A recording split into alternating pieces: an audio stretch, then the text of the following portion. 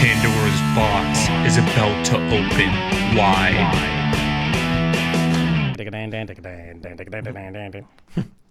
Go, go, Power Rangers, you mighty morphin Power Rangers. Drew, did you have a favourite Power Ranger when you were a little kid? The red one. Yeah, it was your the white favourite. one. The white one. I had the only costume I had. Well, it was like white and gold. Yeah. White so and the gold. Green Ranger turned into the White Ranger, didn't they? That's right. I knew it was they turned into something, but that's the only costume I ever had as a kid, full costume. But I think the red one was my favourite. I think I had the white one as well. Do you remember I used to have the White Ranger sword? Yeah, and then you lent it to me, and then it never came back. Story of my life. I should have brought that back tonight. I like the idea that you've still got it at home, and sometimes like Claire's just like what's Josh doing? And you're like, You know what, a couple of years ago, I was at my mum's and I went into the attic and I actually saw it. Oh, no way. If I find it again, I'll bring it back. And that's the longest I've ever lent anybody anything. Yeah. Probably lent that to you in like 1995 or 6. Literally, like, how long do you have that for? 30 years? 30 years, yeah. Make it 40 and I'll bring it back. You might need a new battery for it though. The relic. Yeah. We'll do a pod in 10 years' time, but we'll all just be like bald. We'll all just have like massive bold. We'll have the same hairstyle, but massive bold patches. I'm just going to have hair just on the side. Really long. Yeah, I remember like I think you could put like batteries in it, and then like and the eyes lit up red, and the mouth moved, and it said something as well. I can't remember what. And the blade could like come out a bit. Yeah, like white tiger power or something, something cheesy, something generic like that. Yeah. I remember I had the Sword of Omens Thundercat sword as well. That was really cool. I don't know what happened to that. I didn't borrow that one. No, you definitely didn't. No, you definitely didn't. But yeah, I think there's a couple of pictures of me knocking around somewhere with me like posing with it when I was 4 or something, like 3 or 4. But is Thundercats He-Man? No, Thundercats is Lion-O and the Thundercats. It's a bit like He-Man, but in my opinion, it's better. It's so cool though. It's like I think you can really appreciate it even as an adult. I'm really chuffed. Evie loves it. And I got like super into it. She's got like Thundercats pajamas and Thundercats toys and everything. Awesome.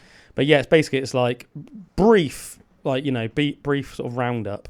So it's like Lion-O is the Lord of the Thundercats, and then he's got like basically his team of Thundercats, which is like Panthro, who's like the big jacked engineer guy, and you got Chitara, who's like the girl one who's super fast, and you got Wily Kit and Wily Cat, brother and sister, and you got Snarf, who's like this funny little comic relief character. He's almost like the Jar Jar Binks of the show, do you know what I mean?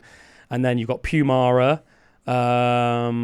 Tigra, all the cats. Yeah, it's well cool. Is there a green cat? No. It's like a green tiger. No. Like that one of them have or something. I'm thinking of the toys I had when I was a kid, and there was like this green tiger, and it was really cool.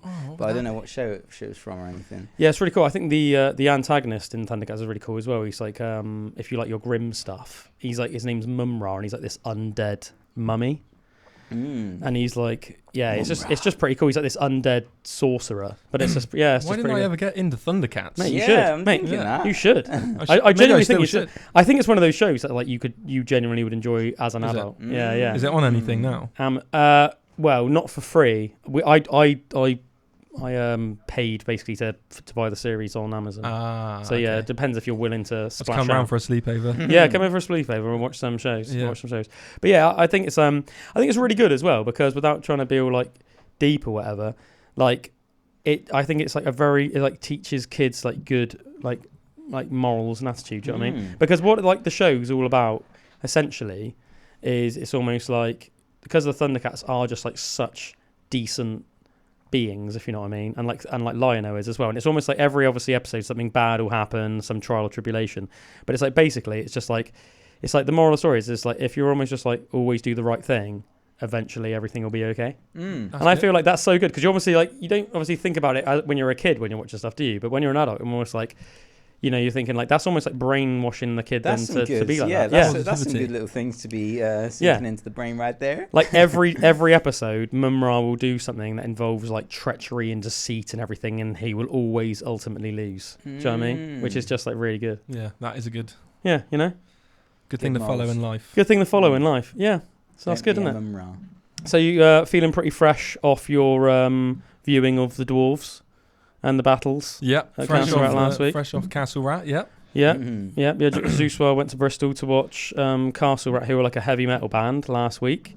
And there was like dwarves and smoke machines and swords and stuff. Yeah, the dwarves were like involuntary. Yes, because they were just there. Cool. They weren't part of the stage show. They were part of the crowd. Yeah, just really convenient. I love how stood behind them. Oh, nice. It's like 3D, isn't it? Because you'd think in my head, I'm like, you'd want to see a dwarf at a castle rat show, wouldn't you? Like if there hadn't been, I would have been wondering what's going on. Yeah, do you know what I mean? And I was saying it's almost like, because usually it's one of those things, and you go to a gig. And it just so happens it's almost like regardless of how tall you are, the person in front of you is randomly freakishly taller. Another foot taller. And yeah. No matter what. Yeah, and it's like, so like that's a result, isn't it? Yeah, that is pure result. Stood behind a dwarf. Yeah, and somewhere to put your drink. Views for day, right on his head. There you go. Sorry, mate, do you mind? Just don't move too much, all right? Just that, completely still. Like you're spilling my drink. Sorry, come on. Yeah. Come on, dwarf. I don't know if you really ever have you followed the lore of it or just the music. I don't know how of the dwarf. The lore of the dwarf, yeah. But it's like it's so up your heads. street. The lore, the LAW of the dwarf. No, man, no, I don't really know much about the lore of Castle Rock 2 match. Because when I was watching it, that's what I was just thinking. Oh my god, this is like just. I've never known anything more Calum than what I'm at right now. So they're singing about all that stuff. Yeah, so like there's like the whole story of their band is that it's a world called Castle Rat. That's the world. Oh, cool. And there's like this book of bestiary, which is what the new album's about, which is like this book of souls, basically. Great album. Really good album. And basically the Rat Reaperess is like the sort of the villain of the story in the album, and she's like trying to like unleash the dead, like from the book of bestiary. And at the beginning of the set, like it's just all like harpsichord music and like sort of like dungeony stuff, and then like and all like the lights are all red and smoky, and then this like wizard comes out, and there's just like through the speakers like the story of the book of bestiary while the wizard comes and brings the book out, and then lays the book at the back of the room.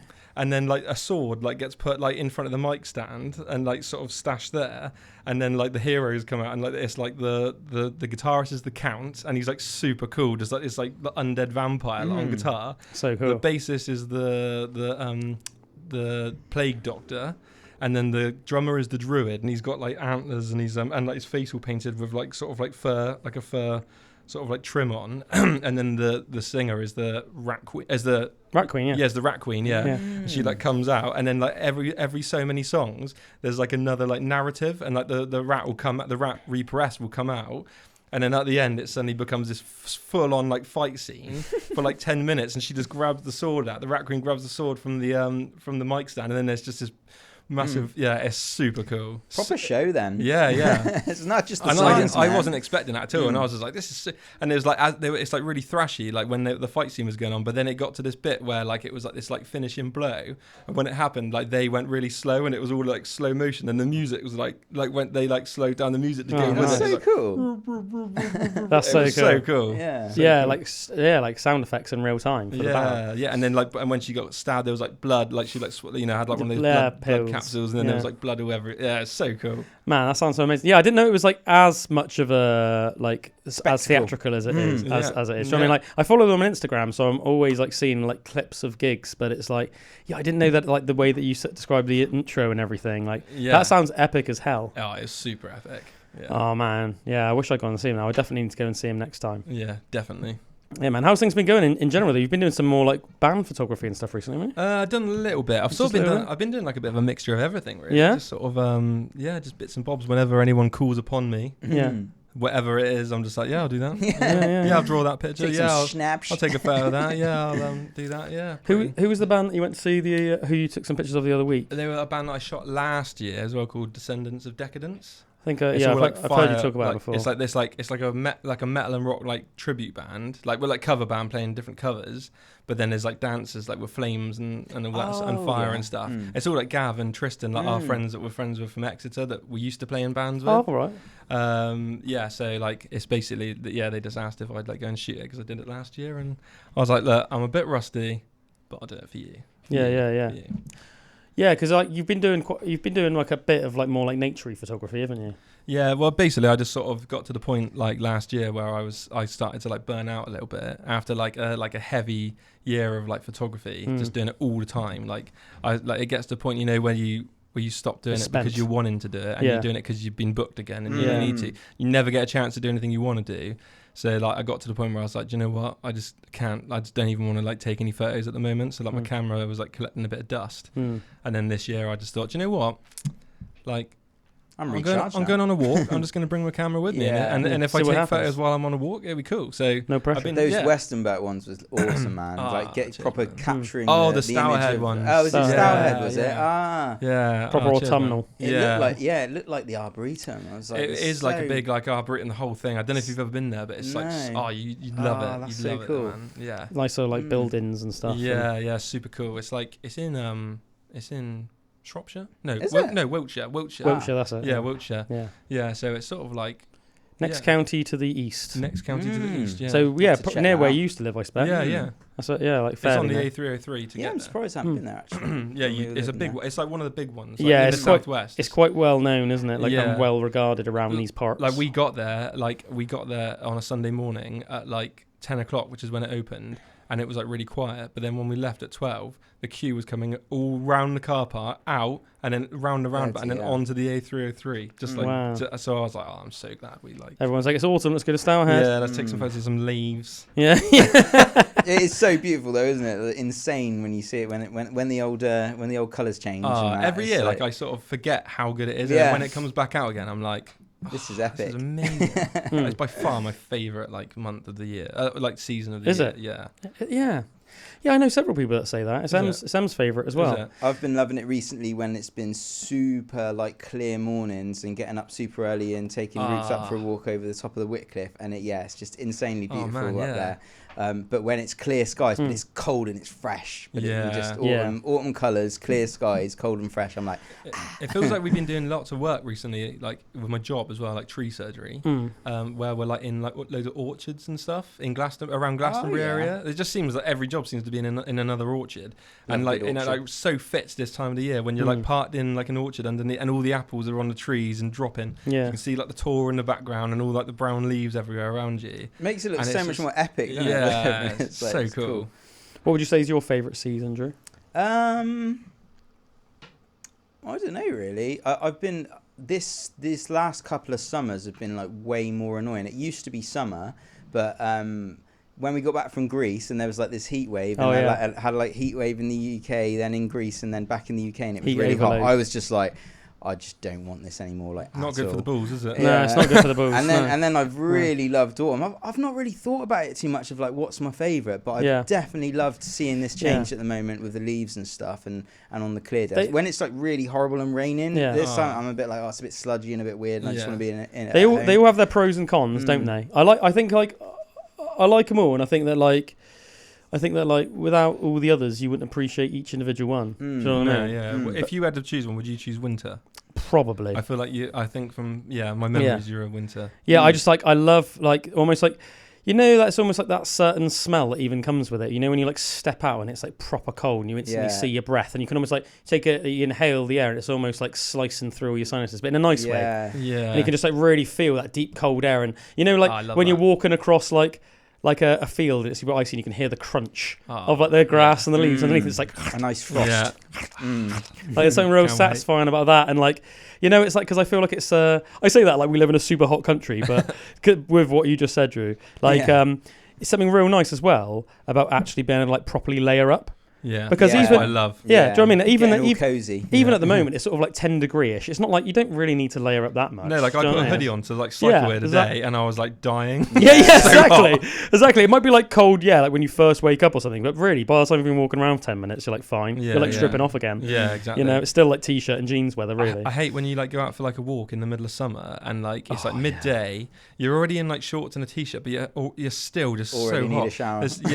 And there's like ticks and like horse flies around you, and you're just like, just bugger off. I just wanted to be like Why would you die? And by that time as well, like I swear, like it's all green and everything, but when stuff starts going a bit like aridy, like up the top, tired. Like when spring happens and it's all that freshness, I love all of the the burst of life of spring, and baby it's just nature. and like the colours look insane and like super like green and everything. But sometimes like I noticed this summer like at the top, it's because at the Whitcliffe like you see the change so much with the field. Like it gets to a point where the grass just starts growing like really high, and then it becomes like a wildflower meadow. And I'm like, whoa, well, it's pretty crazy. Like all year, it's normally just real short grass, and then there's that burst.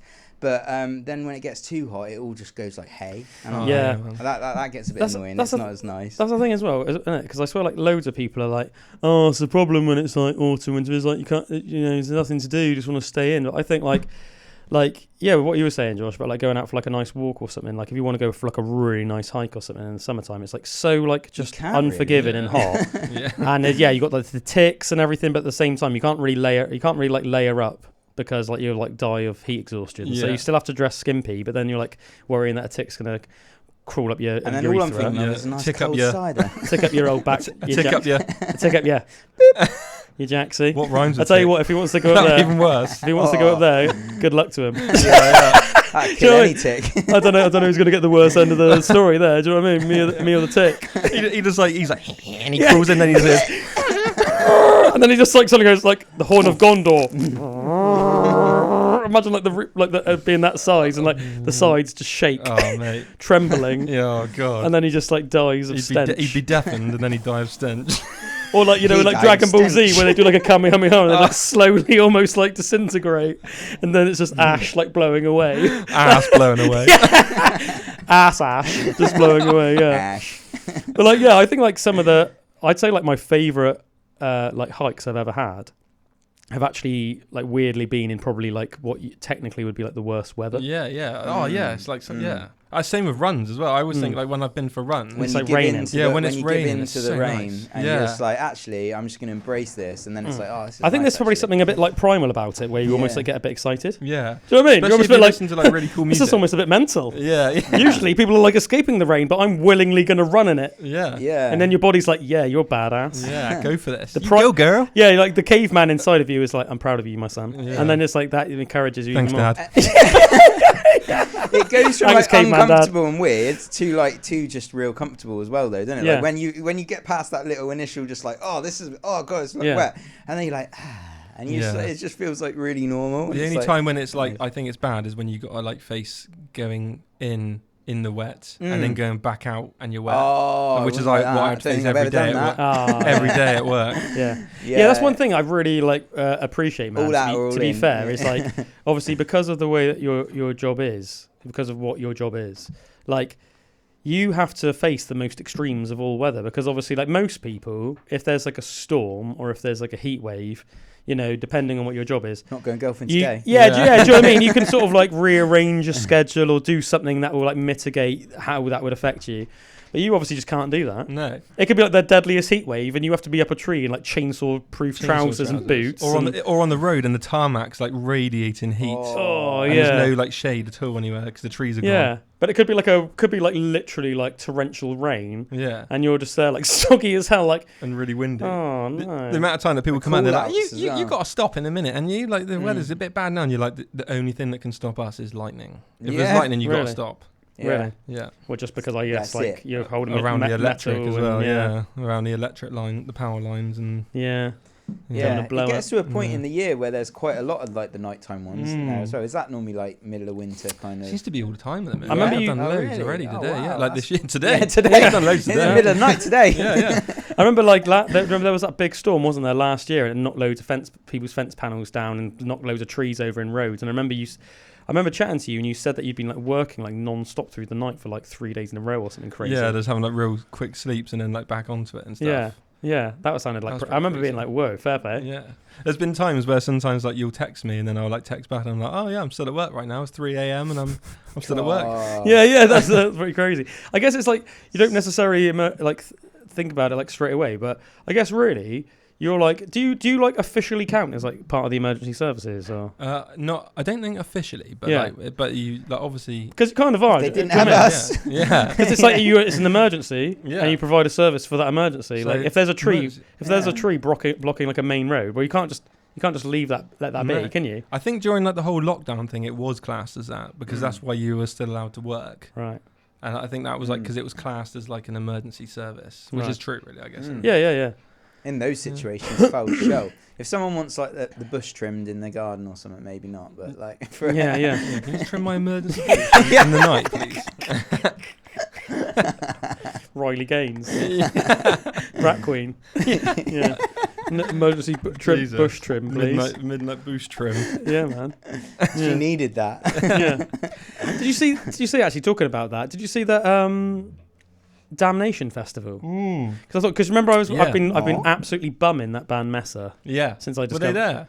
They were there, and Castle Rat were there. And Orbit Culture, and I love Orbit Culture. Yeah, I just remember saw that because it was in Manchester, wasn't it? Yeah. And I remember thinking, do you know what? That actually would have been a sick festival. Like, it was like a mini festival, wasn't it? Yeah, it's every year in like it's either Manchester or Leeds. It changes. I don't know if it changes, but I swear at one point it was in Leeds, but now it's Manchester. Yeah, I mean it's not that far, is it? No. But from yeah, Manchester. it's always cool lineups every year. Like last year, Couple-day festival. it's usually a 2-day one, and it's indoors. Yes, it's really cool, but it's almost like an indoor arena type thing, isn't it? Yeah. But I follow both Castle Rat and Messer on Instagram, and both of them are putting up like like them almost like hanging out like in the day before the before the people were there, and the venue looked like really cool, and you could tell it was like cool for the bands as well. You know? Because I think both Messer and Castle Rat are at that sort of stage where like people are starting to turn heads, and people are like, whoa, these guys are good. Yeah. But like they just aren't. But they're just not well known enough yet. Yeah, basically. that's it. If you know, you know. Yeah, it's like I really do feel like. I mean, it's hard because I am a bias because I do just like them more, but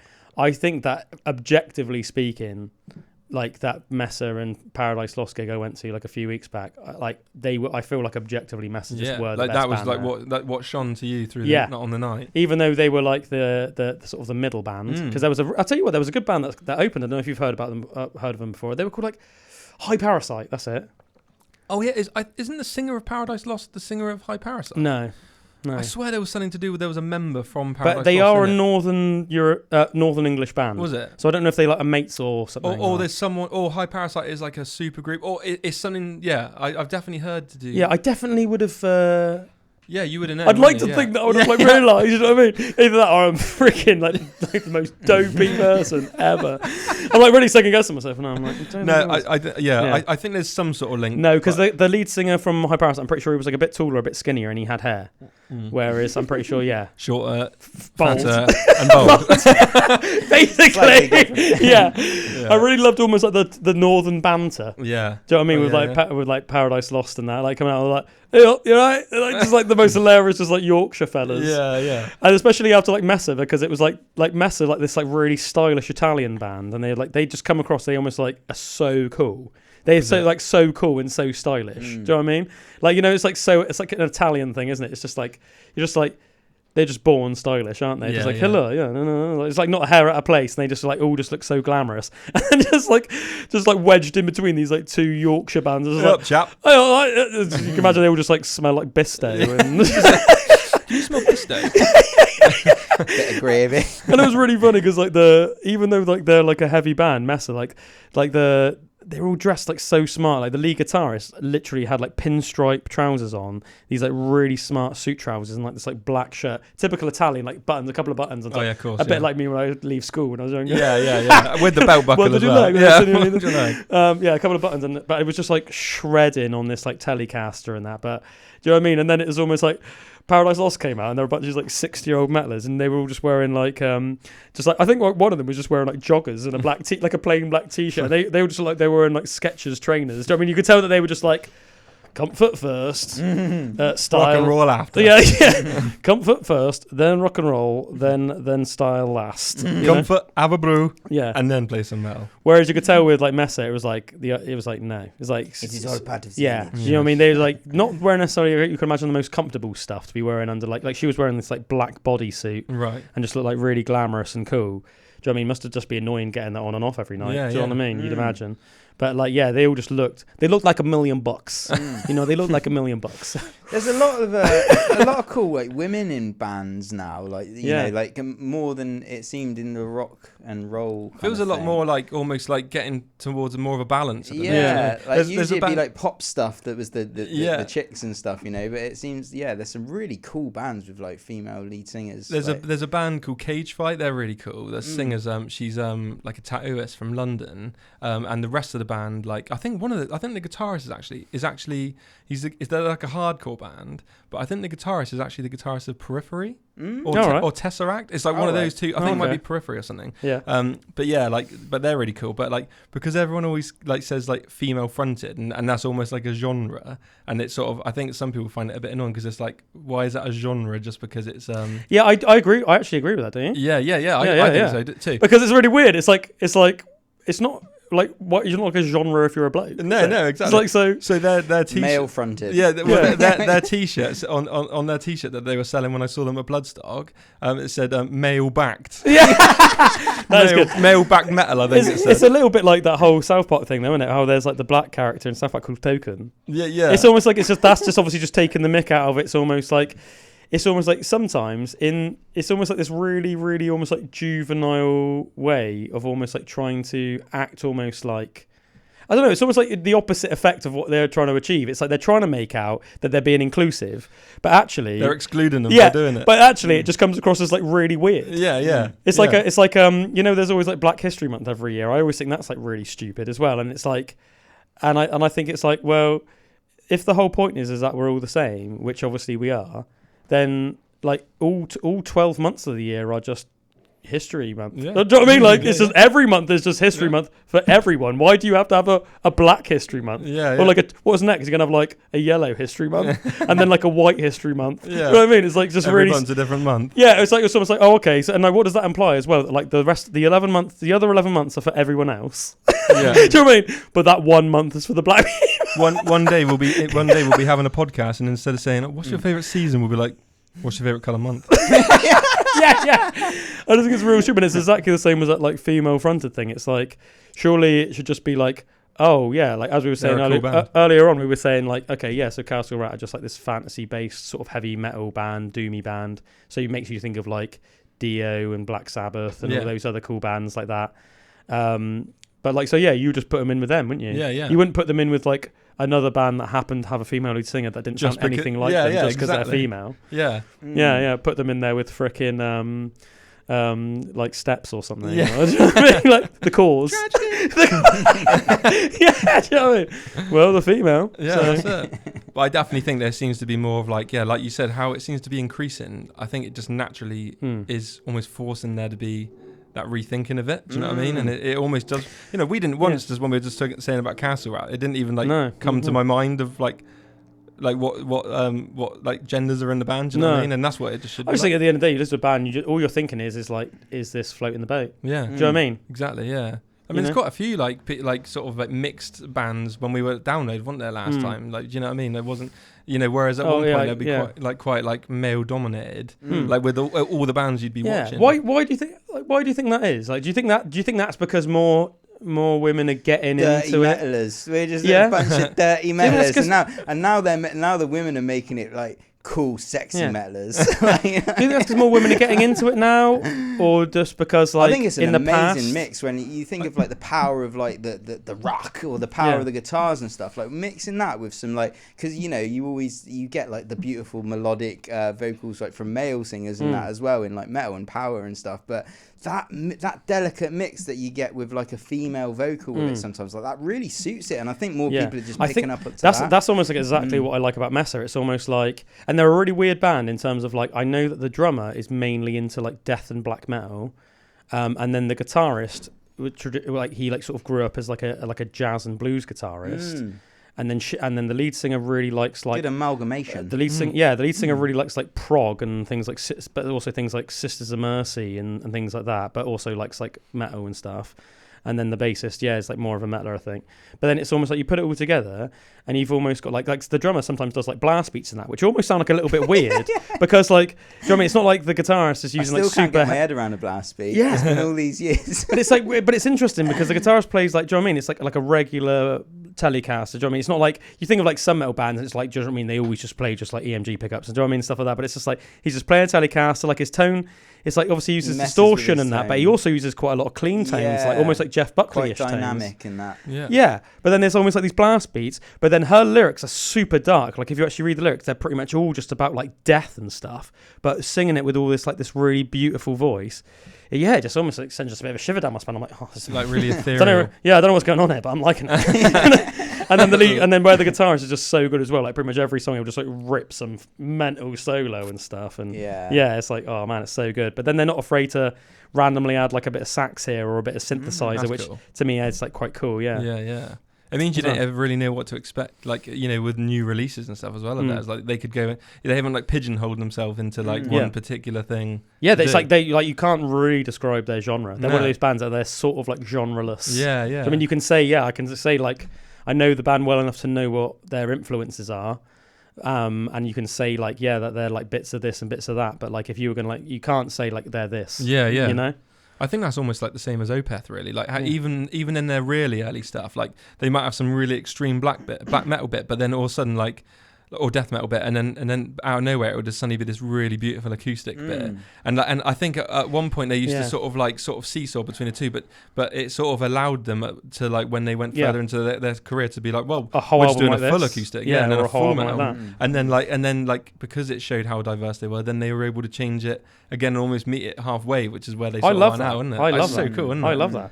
Yeah, I mean, it's almost like a little bit like Metallica, isn't it, and stuff like. Well, not in terms of like, I guess not exactly the same because they didn't start off like that, if you know what I mean. But let's say, I mean, like in terms of like, you don't really at this point, you don't really know what you're going to get from one album to the next. I think the amazing thing about Metallica is the fact that they managed to get to where they did by starting where they were, like, but because they didn't start like that. Yeah. For like the first so many albums, well, I say for Kill 'Em All, like. You'd never ever imagine that one day they'd be doing that. Nothing else matters, would you? No. And yet, like, it's so cool that they managed to do that and like still get away with it and get bigger from it. Like, you imagine like the sort of crowds they would have been. Imagine like if like a hardcore band like Sonny brought out like an acoustic ballad. Like, Did you ever see that interview with Bruce Dickinson from Iron Maiden? And he said that he's basically going on about how much he loves the Black Album, and he said that basically like Iron Maiden and several other bands, you could tell that like we were almost like thinking of doing an album like that around that time. But he just basically said that like, to be honest, nobody had the balls to do it. Yeah. Metallica were like the only one that had the balls to do it. He was like, Pantera could have done it. Iron Maiden could have done it. I think he mentioned one or two other bands as well. But he was like, nobody had the balls to do it other than Metallica. No. And then that's pretty much the album that made them almost like the biggest metal band in the world, isn't it? Yeah. Well. Imagine, and you know, there would have obviously been people that would have been like proper gatekeepery and like still really to this offended. day. That's online all the time. And you're just like, oh shit. How many times will you see They don't like it? Well, the amount of comments you'll always see like, everything past the first 4 albums is garbage, or sometimes even everything past the first 3 albums is garbage, and it's like, man, I think that's a crazy statement. I remember Lars always says like in interviews like they started upsetting everyone since the moment they did Fade to Black on the second album. Yeah. Do you know what I mean? So it's like, it's like, at what point, almost like from their point of view, at what point are you going to be like, stop doing something because somebody doesn't like it? Because I guess the point is that there's always going to be somebody that doesn't like something you do. Yeah, that's so it. like screw it. I remember seeing like an interview and it was saying, I can't remember who it was that it was being interviewed. It might have been like someone from Faith No More or something, because they were like really good mates with Metallica, like when they were younger, and they were saying that like whenever you'd be like on tour with Metallica, it was crazy because like all the other bands that would be together would all be like sort of like listening to metal and stuff, but Metallica would always just be listening to like REM or like or like Mozart or like or Bach or like Lynyrd Skynyrd, like they would always be like when you went in their tour bus or whatever, you'd never know what would they be listening to, because they'd have so many like all their interests would be like so much further out than like just listen to metal all the time. Yeah. It's so cool. Yeah, I think that's amazing though, because at the end of the day, it's like all about. At the end of the day, it's like music. At the end of the day, isn't it? It's all just music. Do you know what I mean? And like whatever, you can put a name on stuff and things like that. But at the end of the day, it's like if you get into music at some point in your life, you don't really care initially, like because what genre it is, do you? No. You just care about like the fact that it's tickling your balls. Tickling your It must be hard for like these massive artists as well, to like with the expectation that comes from like your audience and your fans and all that kind of stuff. Like to give them what they want as well. And like I remember seeing like Rick Rubin, like he's does lots of podcasts and stuff now, doesn't he? And he's an amazing producer. And he was saying that like he really says like never do anything like apart from for yourself. Like he was like, they're asking him like, when you produce records, do you think about what's going to sell and what people are going to like and that? And he's like, I literally never even think about that. I think about what sounds good to me and what I like. And it normally, if that is like, if I really stay true to that, then that's going to translate over to some people as well, and hopefully a lot of people. And I'm like, yeah, that's cool, but it must be hard to do that sometimes when you've got this massive expectation on you to do an album like this or like that. Yeah, there must be a little bit of a pressure. That's like with Linkin Park. Like Mike Shinoda always said, like it was like after Meteora, like there was so much pressure to do like Meteora 2. Yeah, like Hybrid Theory, Meteora, like and then like a third one of that. And he said there was so much pressure, which is why they were just like, if we do that, then if we do a third one, then that fully nails in our sound and how we're represented. Whereas if like we're just gonna have to just like even if it doesn't sell, we just have to do something completely different because otherwise, like we'll always be known as that new metal band and everyone is always expecting that sound from then on. So they just had to be like, even though they had songs, they had like songs to go and stuff that were similar more to that like ilk and stuff. They were just like, we just need to take some time away,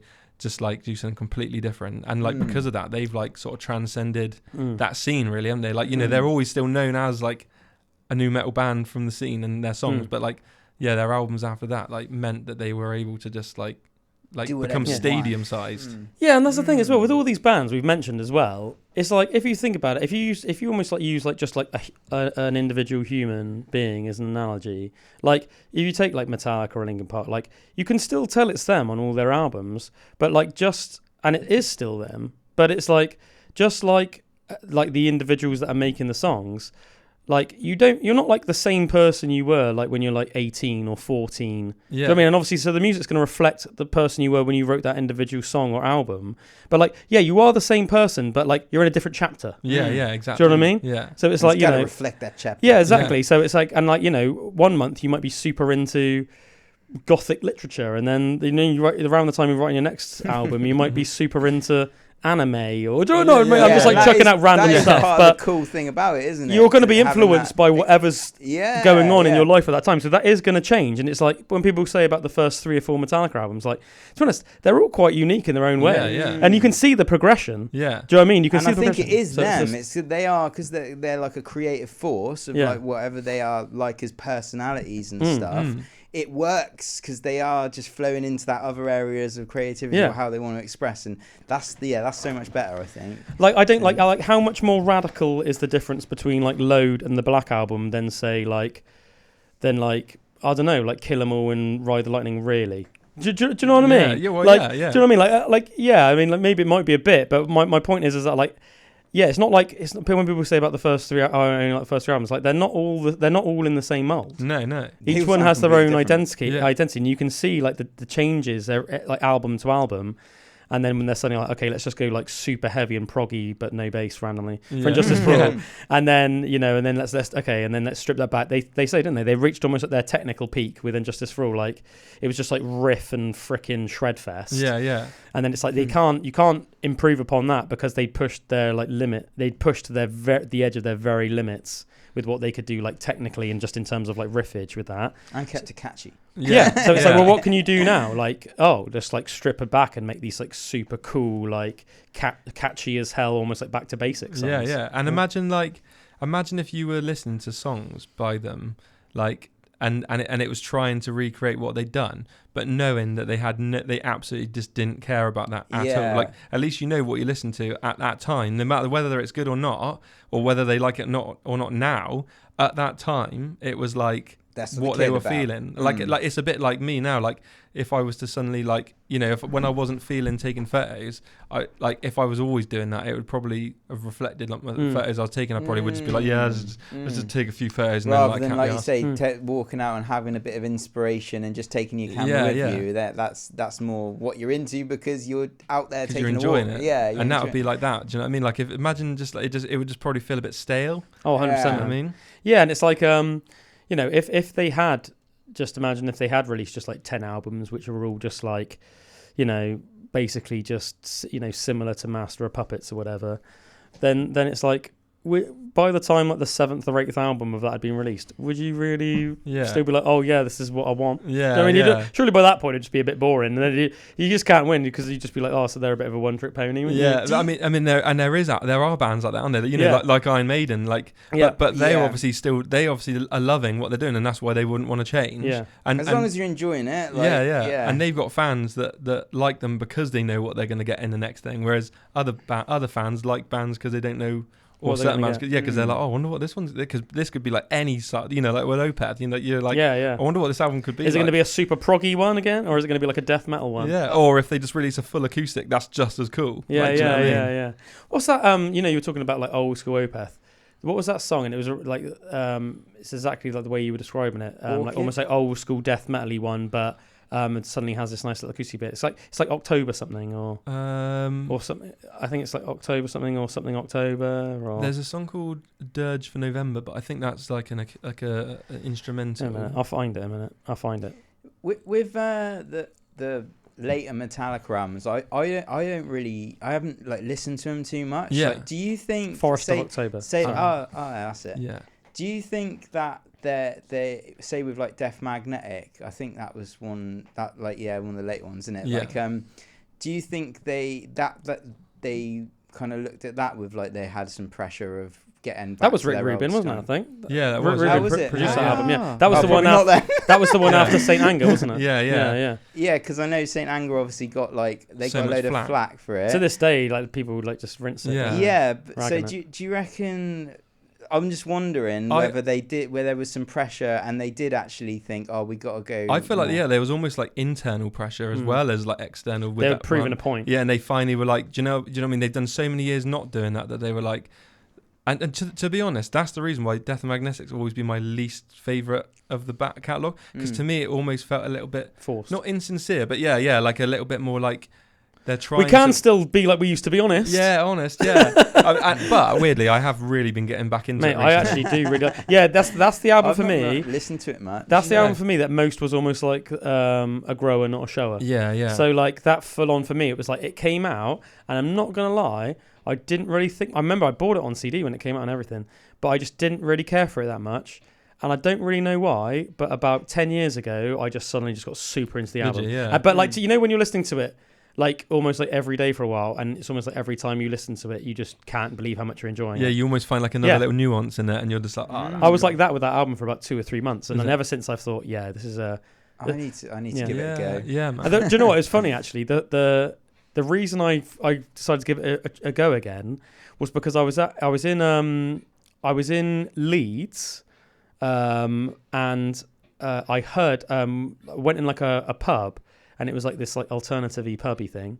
And in the background, I remember thinking, this sounds like a really badass Metallica riff. But I was thinking, but if it was a Metallica riff, then obviously I'd better place it. So, and then the vocals came in and it was like a James Hetfield voice. And I was like, Metallica. And then I was like, and I remember figuring out like this must be Death Magnetic. And then that's when I remember I was like fully digging the song. And it was one of the more obscure ones off Death Magnetic that somebody must have put on the jukebox in there because it was like an alternative pub. Yeah. And I was just like playing pool in there and stuff. And then and that's why I got into the album. Then I just started like rinsing it while I was working out. And then the next thing I know, like now I think some of the freaking like riffs on that, like and the harmony.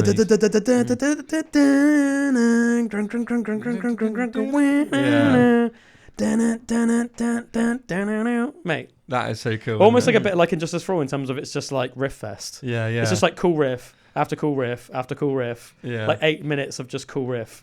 So cool. Back to back. I think that's definitely like in their newer period. That is like definitely the album that's almost like their answer to right. We're going to do something from the 80s, but what we sound like now. Whereas I think even since then, the next two are more like they're almost more like a best of Metallica. To me, it sounds like half load and reload and half like it's like a bit of everything. Do you know what I mean? Cool. Yeah. I mean, I freaking loved Hardwired when that when that came out. I still do. Yeah. I like all Metallica albums, but I just like that one. I rinsed that for like I swear like a year. Yeah. It was almost like, because like usually when I work out, I'll have like playlists say on my phone and I just put it on like shuffle. But like, when that first came out, it was almost like I would just play that album from beginning to end. Yeah. But like almost like every session for like months. The moment I hear that, I'm just like, so cool. Yeah. I need to give that one a go. That's a great album. It's crazy, like back in school, like how much I listened to Metallica, and then these newer albums, I just haven't. I haven't given them as time of day as like the other stuff. Yeah, I will just put like Black Album on or something. Ride the like Lightning every or something and just like rip it still, but. I haven't done it with any of the new ones. I gotta admit, I don't really listen to Metallica very much, but every now and then, like if like a song comes on shuffle, I'll suddenly be like, oh, I'm gonna have to go to the album now. And listen to the album. But then like that'll be it again for a bit. But like it's actually quite rare that I like just listen to Metallica anymore. Even though it's like they're like the band that know I love them. They're there. They're there whenever I need them. Yeah, exactly. The band that never comes. Yeah. I mean, I don't like actively put them on that much at the moment, but I as I said, like because when I'm working out in the gym, I pretty much always will just put it on shuffle on like my Fist of Crom or Forbidden Tomes of Hadrian playlists, and I have a lot of Metallica in both of them, so quite often I will just end up listening to Metallica when I train, work out, you know. It's good training music. Oh man, that's such good. I tell you what, and when I was running, like the best runs I'd ever have was always when I'd put Metallica on. Yeah, like Ride the Lightning, or like, I remember one time I was like, do you know what?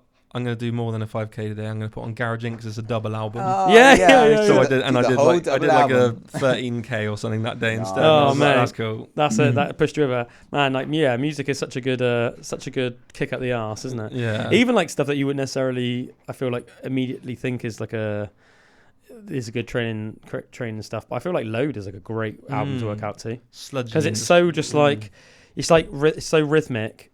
You get a rhythm on the go, but it's not too fast. You know, you're not gonna like you're not gonna like blow your load. Like, do you know what I mean? so to speak, like your reload. Yeah. But it's almost, I just feel like Devil's Dance. That's a great thing. Do you know what I mean? Because it's like you just get into that bam, and that's almost like the perfect pace to do something to, like physically. Unless you're running, then everyone's like, "Why is that guy running so weird?" Bam.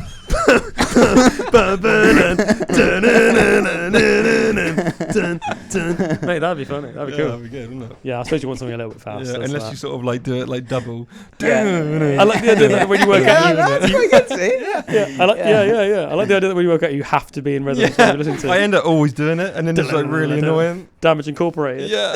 You're just Die as Eve. Trying to run as fast as you can. Like that's why I never listen to Slayer while running. Yeah. That's the sound I'd make. Yeah, that Forest of October song by Opeth, that's on Orchid. That's on 1995 album. I said Orchid, but you did, but that's did you? Sorry, I don't think that's a song. Yeah. That's I feel like I really like that Forest of October song, but when I listen to it nowadays, I almost feel like you can tell there was like a lot of different members of the band then. Yeah. Because it almost, like, it sounds like Opeth, but it only sounds like 50% Opeth. Yeah. Do you know what I mean? Or like how I think Opeth sound now anyway. Do you know what? Like, it's weird, like what we were talking about earlier about like seasons and stuff. To me, I always think like Opeth to me are like their last few albums to me always instantly feel like I can only listen to them in the autumn.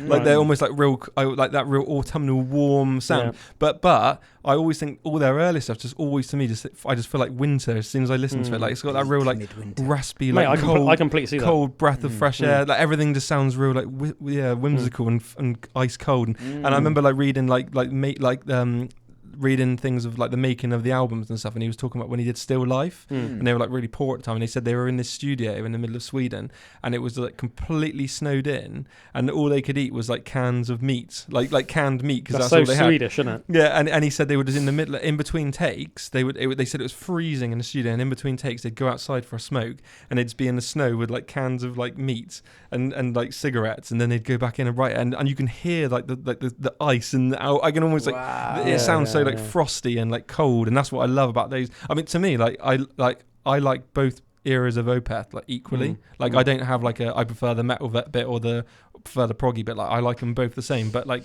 I always feel like there's a time for that and a time for that. And there's a time and a place for it all. There's a time and a place, all right. Seasonal Opeth. Yeah, seasonal, and it always does feel seasonal. I'm moving into like metal Opeth now. It's getting cold. Yeah, not getting colder, colder. But it's getting. So you've been listening to a bit of Sorceress, but in Calvinum. I've been listening to a lot of Pale Communion and Heritage actually. Oh yeah, and the Last Will and Testament. Yeah, what you said something to me about Heritage recently, didn't you? Did you like? Oh, didn't know. I played a song on Dark Dale from Heritage. Yeah, Slither. Yeah, that's it. Yeah, and but yeah, now it's getting towards like Blackwater Park, and I'm driving around at Exmoor a lot at the moment while at work, and I'm listening to like Blackwater Park or like Still Life, and I'm Still Life. I reckon you'd like the story of Still Life because it's like a full concept. It's all about like set in medieval times. Nice. And it's about like it's like the like this in the narrative of like of Mikkel like singing it. He's basically fallen in love with this woman, but then he's banished from the town because he's not a Christian. And so he gets banished, and then the beginning of the story, like the moor, is the story of him like coming back through like, and he's all like sort of like weathered and like torn, where he's been having to like make his way back to the town through the moor, and he's spent the last like 10-15 years like just thinking about how angry he is about like what they've done to him and everything, and how much he wants to see his girlfriend, like the woman he loves again. I do love a concept album. Yeah, so the moor is like just like his story from like watching the town from afar, but like all in all all the thorns and the brambles and the gorse and and all that, and then he like finds her and then meets her the album goes through the story of when he sees her in the town and like it's so good, and a big battle, the big fight scene at the end and stuff, and that does sound really cool. Yeah, I didn't know that. Yeah, I didn't know Still that. Life, that is so good, my favourite because of the concept. Yeah. He doesn't really like playing Blackwater Park too much, I don't think, does he? I think he likes it, but I think like that's almost like their Black album. Right. And so like everyone, and they did do like a full tour of like doing that in full, like a while back. I do just remember hearing like an interview with him, and he was like, I don't really understand why people like it so much. And he was like, I think it's like something like so dry about Swedish people, isn't it? I don't know if it's just him or it's also, but he's just like, people always chanted at shows, but I just listened to it and I think... We have better things. Yeah, I'm pretty sure he said... I think he's just like a very perfectionist guy and he's like his own worst critic, but I think he just said that he feels like whenever he listens to it on the album, he's like... He feels like it was like rushed and like it could have done better with the song. Oh, I love that. So that like... I think... I can't remember if it was like I was watching him on like Amoeba or something or some other thing, but it was just him talking about...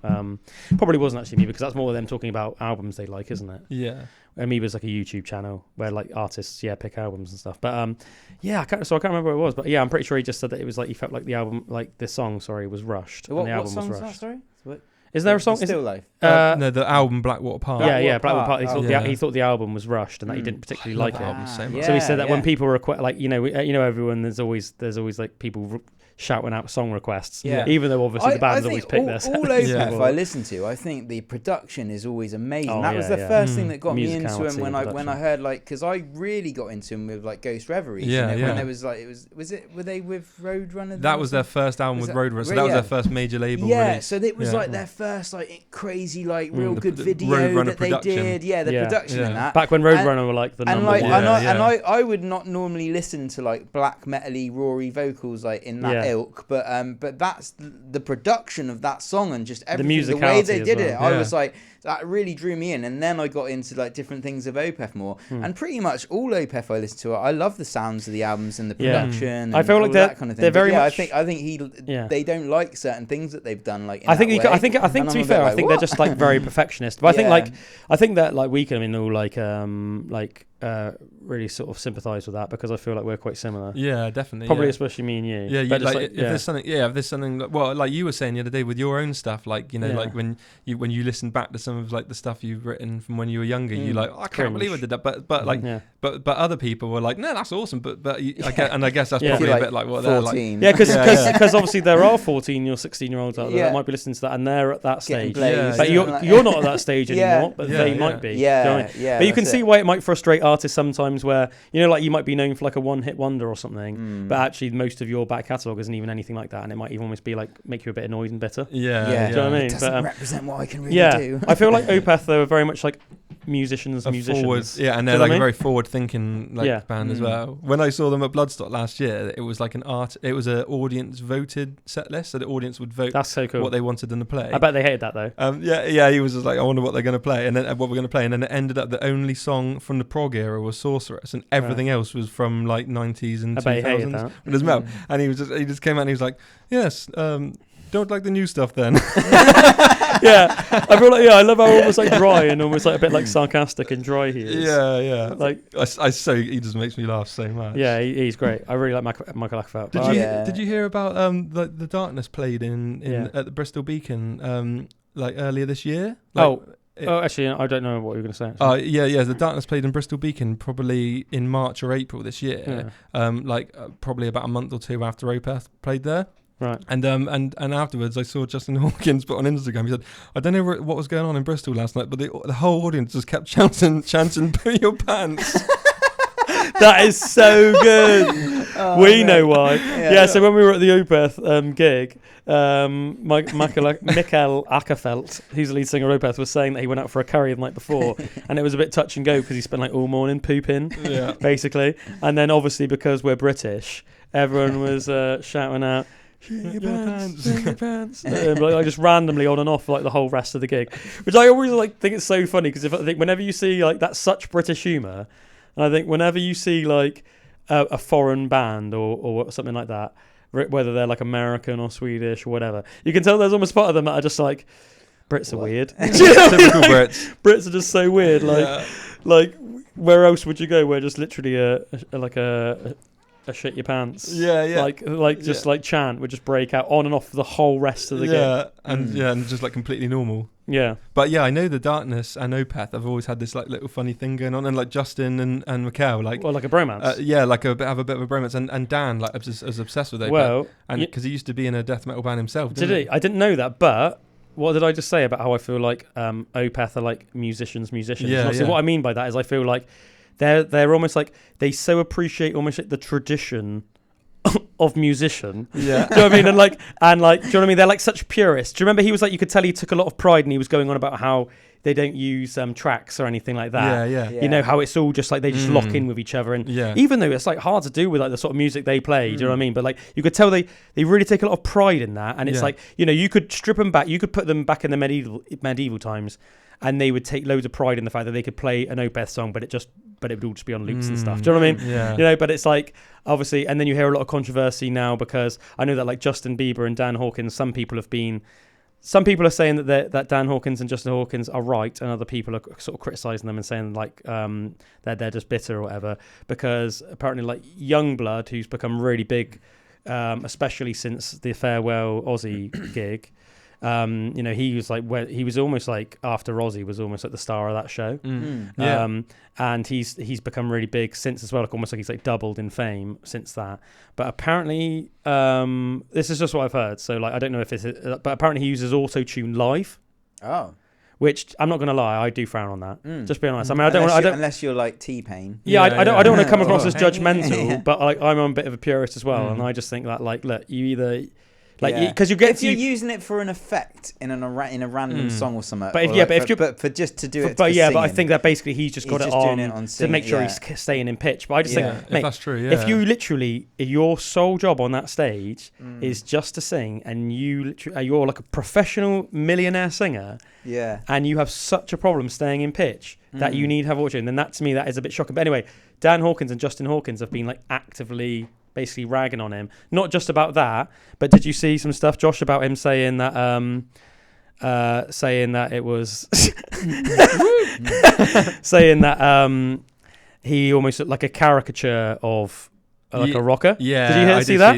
On the Justin Hawkins Rides Again thing. Yeah, because I think it was originally Dan Hawkins put like a post out on like some social media platform, whether it was like X or something, and said something along the lines of that he just looked like he almost like wasn't making a mockery out of rock and roll, because he just looked like a caricature of like a rock and roller rather than actually being like a legit one almost. And then a lot of people weren't very happy with Dan for saying that. Some people were, and then Justin basically defended Dan, his brother, and then Justin since has come out and has been ragging on Youngblood. Yeah, it's almost like it's it's almost it's like a rivalry almost at this Was point. he going out with Avril Lavigne? Who? Youngblood. No, don't think so. I don't know him at all. But I'm Why just why did you think that? They just look like they should be together. She was going out with someone that's like a cat, like Sum in my 41 head. singer. How he is. She used to go on Sum 41 lead singer, didn't she? Yeah, Derek Whibley. Derek Whibley, there he is, Wibbly Wobbly. Yeah. Derek Wobbly. It's an artist. She was going out with an artist that's not Wibbly Wobbly. Right. And I thought it might have been Youngblood, but I don't think it is. Old Blood. It would have been for Avril Lavigne now. Yeah. She's the old She still guy. looks like Youngblood. She looks great, doesn't she? To be fair. What a babe. But so that's just basically what made me almost like think you saying about how Justin Hawkins, like the reason why I think Justin Hawkins would like Opeth is the same reason he doesn't like Youngblood. Yeah. Because I feel like it's almost, and this is one thing sometimes we'd get in debates with Bullwinkle about, wouldn't we, Drew? You know, obviously you love Bullwinkle, your brother. He's literally your brother. Yeah. He's our metaphorical brother, and I think he's coming on the show next week as well. Oh right. Cool. But yeah, it's like our first one with him since he's been traveling. Nice. But checking in. But one thing where he comes more from like loving like the rap world, especially the modern rap world. It's very much almost like production first, music talent second, isn't it? And a lot of like the artists, if you know what I mean, like some of his favorite artists, whether it's like Drake and all them lot, like really, like I would almost say that they're almost more like musical engineers than like quote unquote musicians, almost like producers that just produce the like music of their own. They just while they're producing tunes. Yeah, but it's like if you think about it, really, I think if you're like a musical traditionalist, then you think of like classical musicians and very much also, like rock musicians, metal musicians, jazz, blues. Do you know what I mean? Basically, whatever the genre is, you appreciate that like the person can do whatever they're assigned to do, whether it's drums, bass, guitar, clarinet, vocals, piano, whatever, and they can do it in a way that you're like, fair shout, that's good. He rocks that glockenspiel. And it's and like either from like a technical standpoint or from a composition standpoint, like whether they have the ability to create really amazing compositions, or play them, or in some cases both. Yeah, you know. Again, respect people like Kate Bush. Do you know what I mean? That can just like almost like do both. But or like Opeth. Yeah. But I feel like like you can see that that's really important to somebody like the Hawkins bros. Yeah. And that they get really annoyed with people like Youngblood. Same about like Bullwinkle. Like, because sometimes he'd be like, we'd almost like jokingly rag that like the mumble rappers he likes, because he'd say that he thinks they're like the best musicians alive. We'd be like, mate, what are you smoking? Do you know what I mean? And then he'd be like trying to defend it, but it's like, look, mate, if that's just what you like, fair enough. What you're into, but like I almost like don't see them as like traditional musicians. Yeah, like they got their strengths, but it's more like like it. I think their strength that they would probably even admit themselves is in what they're producing. They're sat at a they're desk no Jeff Buckley. Yeah, you know what I mean? The opposite, isn't it? Yeah. And there is some crazy ass techniques that go into like sampling and that. Like I remember like Toby Date showing me all this stuff once, and I was like, that's mental. Like it can go deep, you know, with how, but it's not. Do you know what I mean? Like there's a. You sounded a bit like Pancho from Dirty Sanchez for a second. It can go deep, Richard. It can go deep. I can tell you. It can go very deep. I was like, who did Drew sound like that? And I just want to say as well that the Avril Lavigne guy was called Modson. Tom Watson? Modson. Tom Modson. Sorry, I can't speak Welsh. Just Modson. Oh, who's that then? I never even heard of that person. I think that's why I thought, because it sounds a bit like, what was the other one? Youngblood, Modson. Same syllables. Yeah, you know what I mean? It's like oh, I love that. So is he just like some musician, is he? Yeah, that's a bit like Rocky. Someone's son. And it sounded a bit like pretentious, that kind of thing, you know. Right. So that's why I thought. She was with Chad Kruger as well for a while. Yeah. Oh yeah, I forgot about that. Legend. Yeah. I love Chad Kroger. Yeah, me too. Yeah. What a ledge. That photograph. Yeah, man. Look at that photograph. They're a band that like always have a lot of flack, don't they? Yeah. But I've always been unapologetic. Yeah, man. They've got to the point now where they're sort of just embracing the hate, and because they embrace it now, everyone's suddenly gone, fair enough. Yeah. Actually, sorry, fair enough. I remember Animals is a banger. Oh yeah, we covered that, didn't we? Yeah, that was so cool. They got loads of good tracks. Yeah, man. And they put that dime solo on one. On Side of a Bullet. So good. Like the song's about Dime, but it's also his solo in the song. How good is that? So cool. If it's good enough for Dime as well, come on. Yeah. Come on, guys. Yeah. You know, you want to be like one of those metalers that's like they're not metal enough. Yeah. Well, if they were good enough for cool. Dime, they're good enough for you, right? They took that. That was like a never heard before. From Damage is it a Damage Plan? I think it was from solo? I think so. Yeah. No one had heard it, but it wasn't released and on Vinnie another Paul track. gave it to and then they put it in their song and stuff. Yeah. I thought that was really cool. But like it always, as far as I was aware, it was always the solo. But when you listen to the song, it sounds like Dimebag's rhythm as well. It, like the tone and the riff sounds like a Dimebag riff. Do you reckon they just tried to do that? Yeah, maybe. Yeah, it's weird that just the actual production of the guitar sounds a bit less Nickelback, and like it's almost like it's actually his guitar. But yeah, it's really strange when you hear it. Yeah, yeah. Crazy, mate. Crazy, mate. Snug as a bug in a rug. Snug as a bug in a rug. Yeah, what do you think, man, about the whole? I know you did mention, say a little bit a minute ago. What do you think about the whole like auto-tune live thing and like the Justin Hawkins, Dan Hawkins versus Youngblood thing? What are your thoughts on that? So yeah, I agree with the auto-tune thing. Like, I think like at the end of the day, like I'm obviously always going to respect someone that's like sort of doing it like fully there. The Justin Hawkins thing, like I see their side.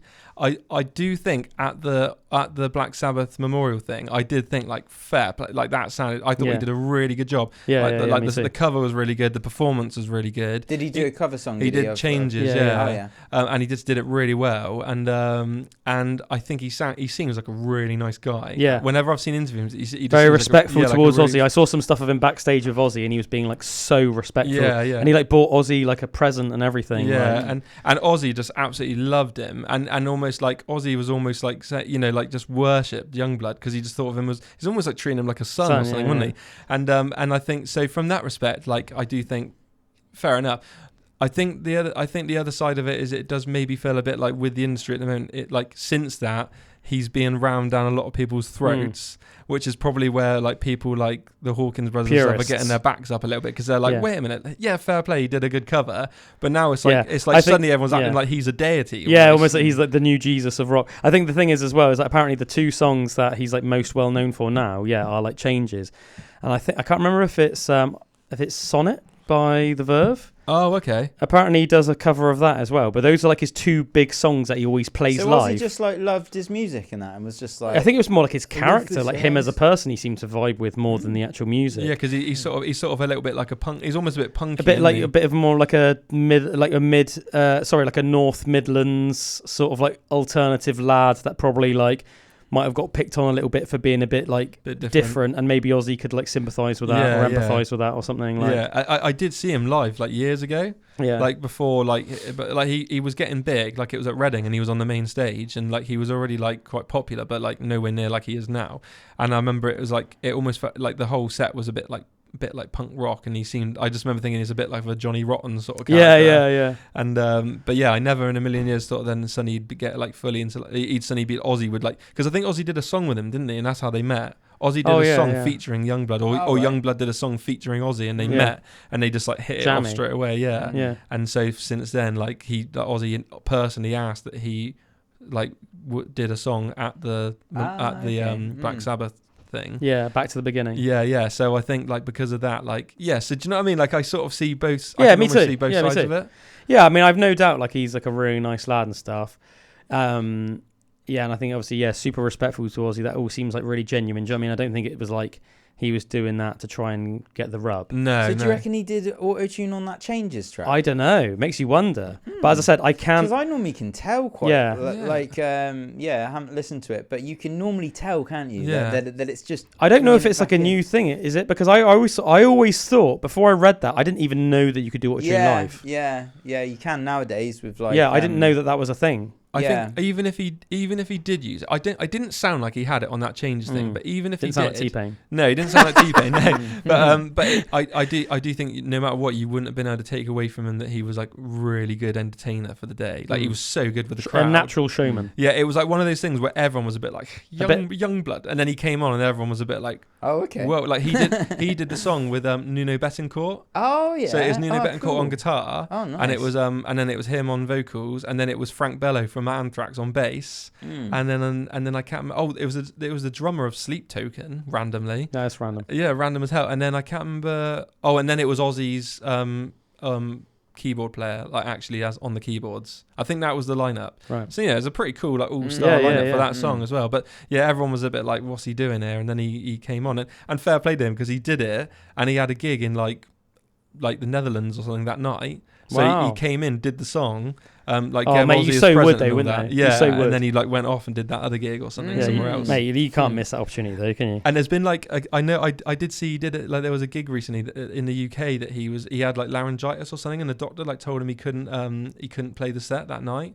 but it was like he got told on the day. So he like put up a post saying like, I'm so sorry, like I really want to play tonight, but the doctors like told me like I can't, like otherwise it's not going to be any good for my throat. I'm so sorry, and if you're there already, I've just put loads of money at the bar, so just like go and help yourself, and I've just bought you like everyone that wants drinks, like the drinks are on me tonight, like, and he like paid for that and stuff, and do you know what I mean, like things like that. Yeah, like, obviously a really nice guy. Yeah, it's hard, isn't it? I say like, I do think, clearly a nice guy.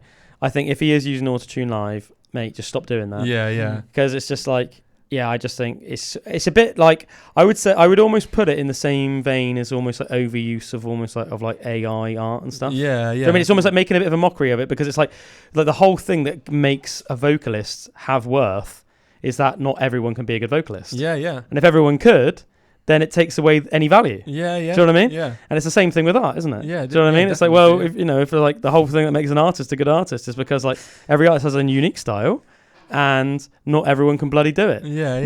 Most people pick up a pen and it's like Stickman, like, do you know what I mean, like silly little pictures and that. And then, when you get somebody that can actually really do something impressive, you're like, oh, bloody hell, that's like insane. That's like come from somewhere, and it gives it value. Otherwise, you're sort of turning diamonds into coal, aren't you? Yeah. Yeah. Have you seen how much I've watched like a few Joe Rogans recently, and how like he's like says to every guest about oh my god, the 50 Cent thing. He just keeps going on about it. Oh I'm my like, god, Joe, what are you doing, it's man? actually like a joke at this point. It's so comical. Yeah, basically, Joe, like there's like this 50 Cent song, and Joe Rogan heard a version that it's like this 50 Cent song in the style of like a 60s soul track. Yeah.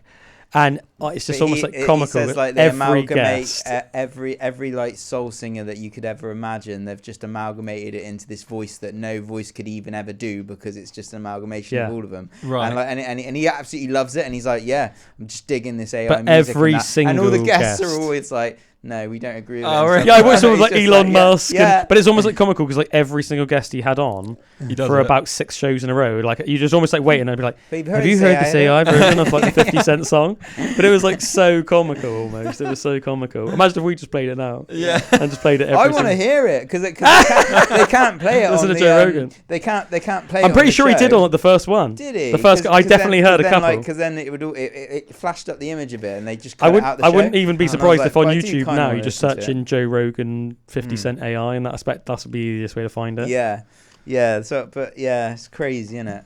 Yeah. I think like just to finish off like the Youngblood thing as well. I think like one of the things that like upset them a little bit as well was that like, the way he was almost like selling himself, and the way that like the industry has a little bit at the moment is like he's like the new rock god. Right. Like, but then they were like watching. Who anoints that? Yeah, and they were saying like almost like he's always like been brought up and loves Aussie and like all that sort of stuff. But then they like Dan Hawkins found like a video on YouTube, and he used to be like in like on the Disney Channel.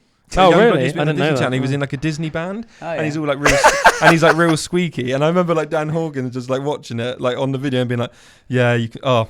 Oh yeah, you can really tell that reeks of AC/DC. That does. Yeah. Yeah. Oh yeah, you can tell he's like, he's definitely always just growing up on metal. They think it's more like manufactured. That's almost like they're just purists. Saying, I think they're just full on purists. So to them, they respect almost you got like brought up in a Disney band. You ain't got no room on my table. You can see it from both ways, because sometimes I think maybe I'm being a bit overly intense and too purist with things that I get into, and it's only because I'm passionate. But you're almost like gatekeeping stuff. Do you know what I mean? In your mind, you've almost decided that like you love this thing, so you're going to gatekeep it, which is like a bit silly, isn't it? Yeah, like, do you know what I mean? You can almost imagine that if you could have like been brought up being really into like rock and metal, and your family might have liked it and stuff like that. Yeah. But then if someone was like, you got a good voice, like would you ever fancy like if we paid you this, like just having days off school and being on this instead of hell yeah. You bet and you might regret it when you're older, but like who's going to say no when you're like just have some days off school and do that. Or imagine if that like Negroni cocktail thing that we did as a laugh just randomly went viral, And then everyone was like, you can't be a Metler, Calum. Yeah. You did, do you know what I mean? Because I was known as like the everybody. What am I doing? Just like that silly synth. Oh, have you heard that Negroni cocktail guy's like trying to do a metal song? He reckons he likes Metallica. He reckons he's like this old school Metallica fan. Yeah. Oh yeah, he always says he likes Metallica. Yeah, that reeks of Metallica. That song, doesn't it, Mr. Negroni? Yeah. So like you can see it, can't you? Yeah. Like, but that's it. Do you know what I mean? Like you can see like. Well, definitely cock. Yeah.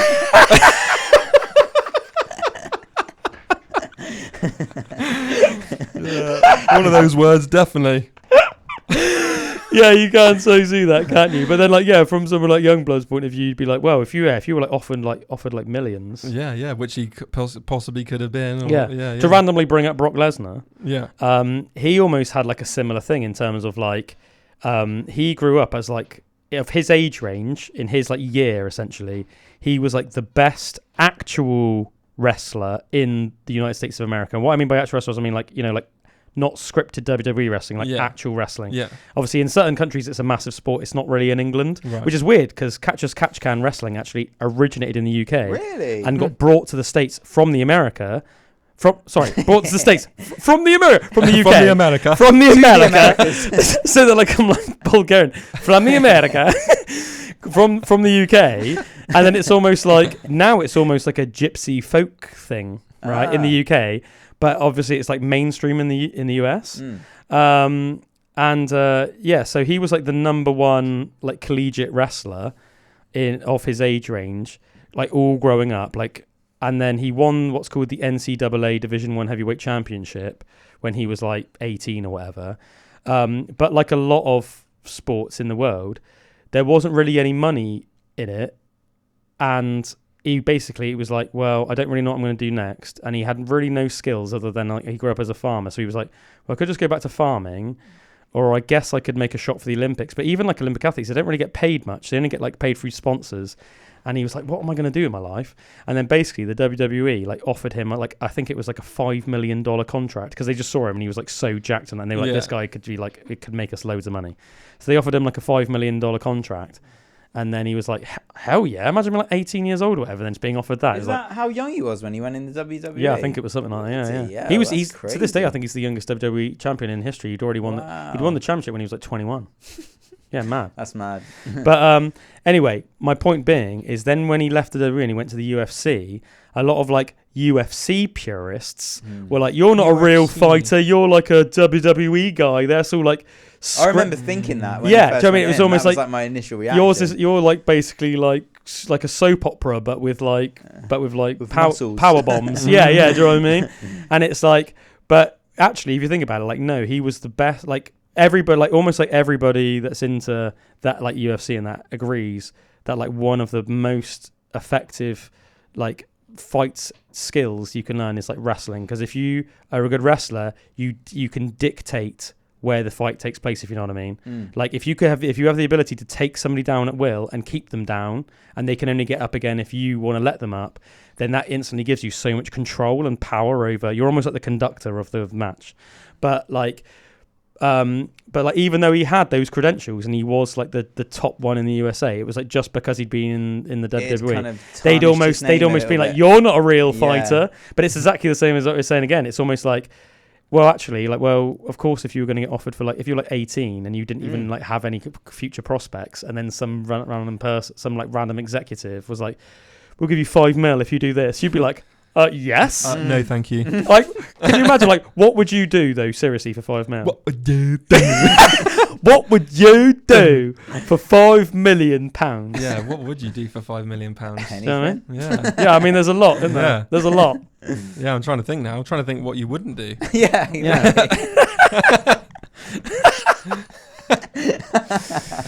only a couple of things to tell you that. Yeah. Don't suck off a pony. No, don't do that. You don't get sucked off by one either. Crunch. Bit bitey. There's not a carrot. Bit bitey, yeah. As long as those lips are going. Yeah. Oh, yeah. I'm pause.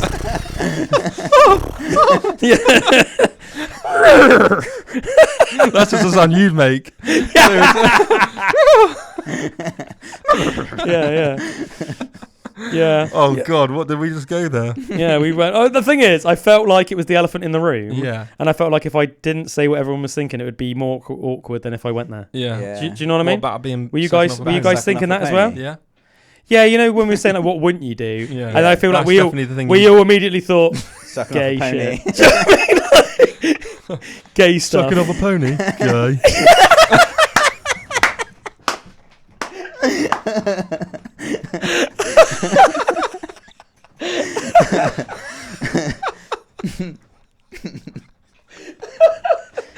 Oh man, that's so funny.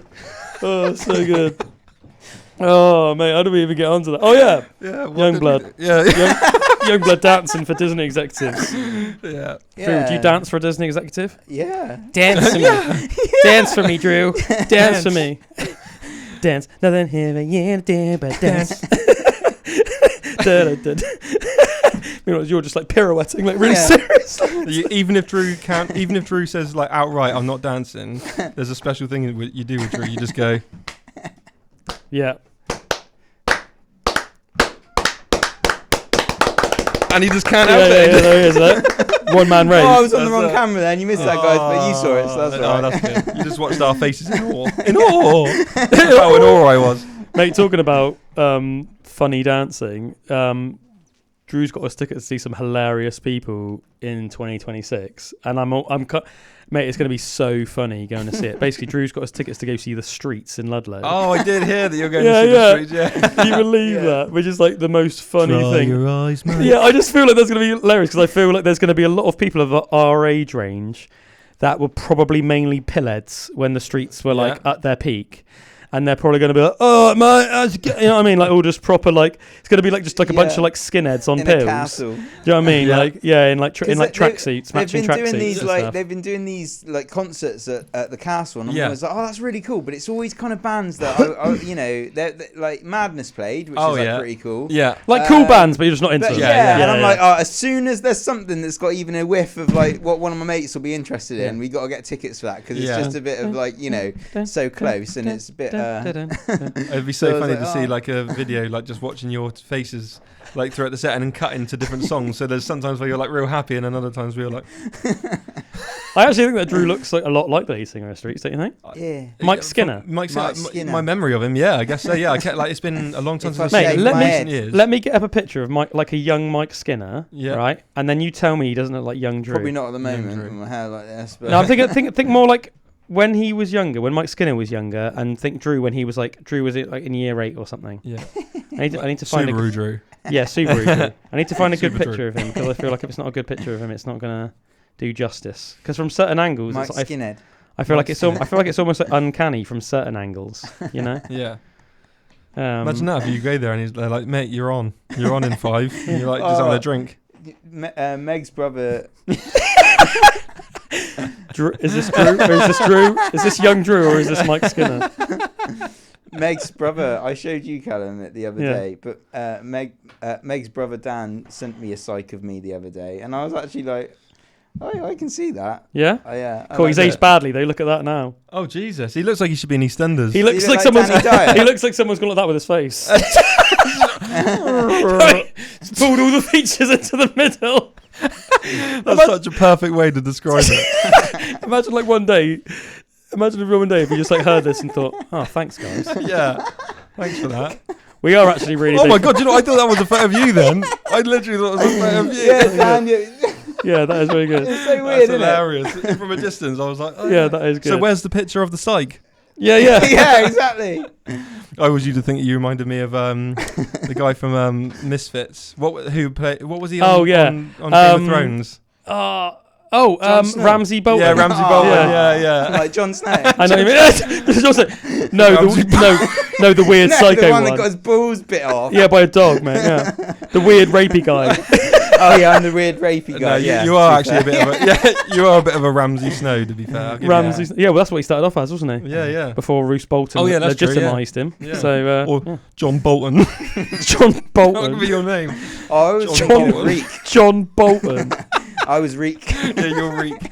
Oh, no. mate, Game of Thrones was just so good, wasn't it? Yeah, Very good. We rewatched it again recently. Have you? Yeah, well, I did Claire with never Meg watched because it. she'd first. never seen it. Yeah, so I watched it with Claire again. And it You, was, you did that literally with Meg about a year ago as well, didn't you? and it was about a year ago I did it with Claire. Wow. And it was so good to watch it through the eyes of someone that has never seen it. That's quite a Drew looking Mike Skinner picture, isn't it? Yeah. Or like, you know, like when you went on your drug bender, Drew, when your parents broke up and you became a bit like, became a bit of like a Skinner druggy Drew. Yeah. That's like kind of, he looks a bit like that there. Yeah, that's it. I could literally imagine you releasing a song and putting that picture up. That's pre squash face. Yeah, that's before someone. Before someone just accidentally putted his face. Yeah. Many fish That's and before chips. touchscreen came out. Fish and chips. Before touchscreen came out and somebody accidentally put up some sort of like have you heard the new photo Mike Skinner editing touch? You can just like mould his face. Do you remember like the Mario on Nintendo 64? Do you remember when, on the open when you would put the cartridge in and it would just be his head floating and you could just move his nose? Oh yeah, and, like, yeah, squash his it's face like that. out? Yeah, that is like that. Yeah, That is it. same sort of build as Drew back in the day as well. Do you know what I mean? Just Yeah, like so spindly, Skinner. Yeah. just so spindly. You know? Oh man. Just like skin and there bones. was this time where I was proper skinny, like Yeah, you were. stupidly skinny. Yeah, It's crazy. you were so skinny. All man, knees back and in elbows. Weird. Yeah. Weird. All knobbly knees, mate. Beano knees, as I call them. Yeah. Living off packets of crisps and weed. Yeah, well, that'll do it for you. Those were the days. Yeah. Yeah, just watching Jeremy Kyle getting baked. Yeah. Oh my god. Nasty way to Back go. when you lived at Asda. Yeah. You like leave Asda, you just bring like a rotisserie chicken with you and like a packet of brownies or Couple of something. sausages. My favourite thing was in our second year of college when we all got to our lesson and we were all just sat there and then Drew's like your seat was like empty and we were just like, where the hell is Drew? And we were literally all just like all of us and then the lesson went on and we were literally only saying the other day that like this is our first day back at college this year. We all got like introduced to the lessons we had coming up and everything. We were like, seriously? And we were like trying to call you and text you, no answer. And then in our lunch we were like, let's just go and test. Let's just go to Asda and just see. And we went into Asda and walked down the aisle and then all we could just see was Drew with his little green hat and his apron. And you were just like, whoa, what's up? We were like, Drew, you're supposed to be in college. And you literally just took your hat and your apron off and ran out. And came to college with us. Mate, your manager must have hated you. At Yeah. Asda. Do you remember? Do you know what? Funnily enough, I went to Bridgewater Asda for the first time, and no joke, 5 years at least Really? the other day. Yeah. I just never go there. No. Like, it's kind of out of the way, isn't it? It's Yeah, like if yeah. you weren't going And there. it's a why bit of would an you- annoying car park. Yes. Yeah. And I went there and I drove past like that little like back entrance bit that only employees can go in. Yeah. And it made me think of the time. Do you remember me and Josh were meeting you there? And I think you were leaving work, but we were like, I don't know, we were there a bit early or something. And then do you remember that Drew was just like, yeah, guys, just come on in the staff entrance. And it just decided that he had authority to let us know, which obviously he didn't. Yeah. But he just decided that he had sovereignty over Asda. And then I remember we were like barely in the door. And then one of your superiors just was like outraged. Like, sorry, and was like, what are you doing? And you were like, oh, it's just my friends here. I'm just going to like leave in a minute. And he was just like, sorry guys, you need to get out. And then he was like, Drew, I need a word. And then we just like, but it was like really funny how you just decided that we were just like allowed in the staff entrance. And then obviously, I guess if every employee just like let random people off the street in the back, it would almost be like pandemonium. Yeah. I always used to think like the 10 o'clock when the shift would finish at 10 o'clock and it was all like 11 or whatever, like an hour after the store had closed. I used to just look around and be like, we could have such a party here. You know what I mean? Like, That's such a funny thing to think about Asda. Yeah. No, but do you know what I mean? Like the rotisserie chickens, Yeah. all the stuff what in a the party, back. yeah. You know, like all the booze. A rotisserie all the chicken booze pie. on the shelves. Mate, like, you know all your the, like, audience. You know your audience. I remember man. I remember I'm there. getting there once, like to see you, and like you were just there with your hat on and the name tag saying Derek. And yeah, because I used to just grab any name tag if I forgot mine. And I remember just you had like on the side next to the chicken, you just had your lyric book open, and then on the counter, like where everyone would like stand to like order, you just had like an open Powerade and some Malwams that you just nicked off the shelf and was just eating it. And you also had an open packet of elastic bands, and as people were walking past, you were just flicking elastic bands at people's heads. Imagine that. Employee of the year over it. Freaking employee You have over to get your it. kicks where you can. You just always have like a like chewing on a Malwam Yeah. Malwam with Derek, just like flicking elastic bands I used to at like people. I used to love the chicken thighs, like the Chinese chicken Oh thighs. yeah. And I would like So literally succulent. cook them all up and then like get in the refrigerator bit at the back. You could like shut yourself in there, and I used to just shut Just myself in there there. chicken. Lock yourself in there so you could eat. I used to Imagine the get them out camera. of the Yeah. oven sometimes, and then just put a few straight in the fridge, so by the time I got in there, they'd be cool enough to just yam real quick, man. and then just. I bet whoever the security guard was that was monitoring the CCTV. Oh man, there was no CCTV in there, which was real good. I guess when there was, it would have been Jamie B, which would have been even better. Oh yeah, but I'm just thinking I'm thinking like just like in general though, even not. But they were just whenever they saw you, what you were doing, I bet they were like, that guy's a freaking look at him go. Didn't you have a moment like that when you went to what was the one in Taunton? Yeah, TK Maxx. Didn't you get caught having a nap? Oh man, well the thing hated me. The security guard hated me because like it used to be really hard to get parking in Taunton. You're quite Marmitey, aren't you? And and like I had my little. You've always been very Marmitey. You love him, I hate him. Like there'll always just be like a certain like population of the percentage of the population really, that just really like hate. don't just like are indifferent to him, like they actively dislike him. Like they just like they and really that's dislike it. Always him. been the same. And the security guard and like.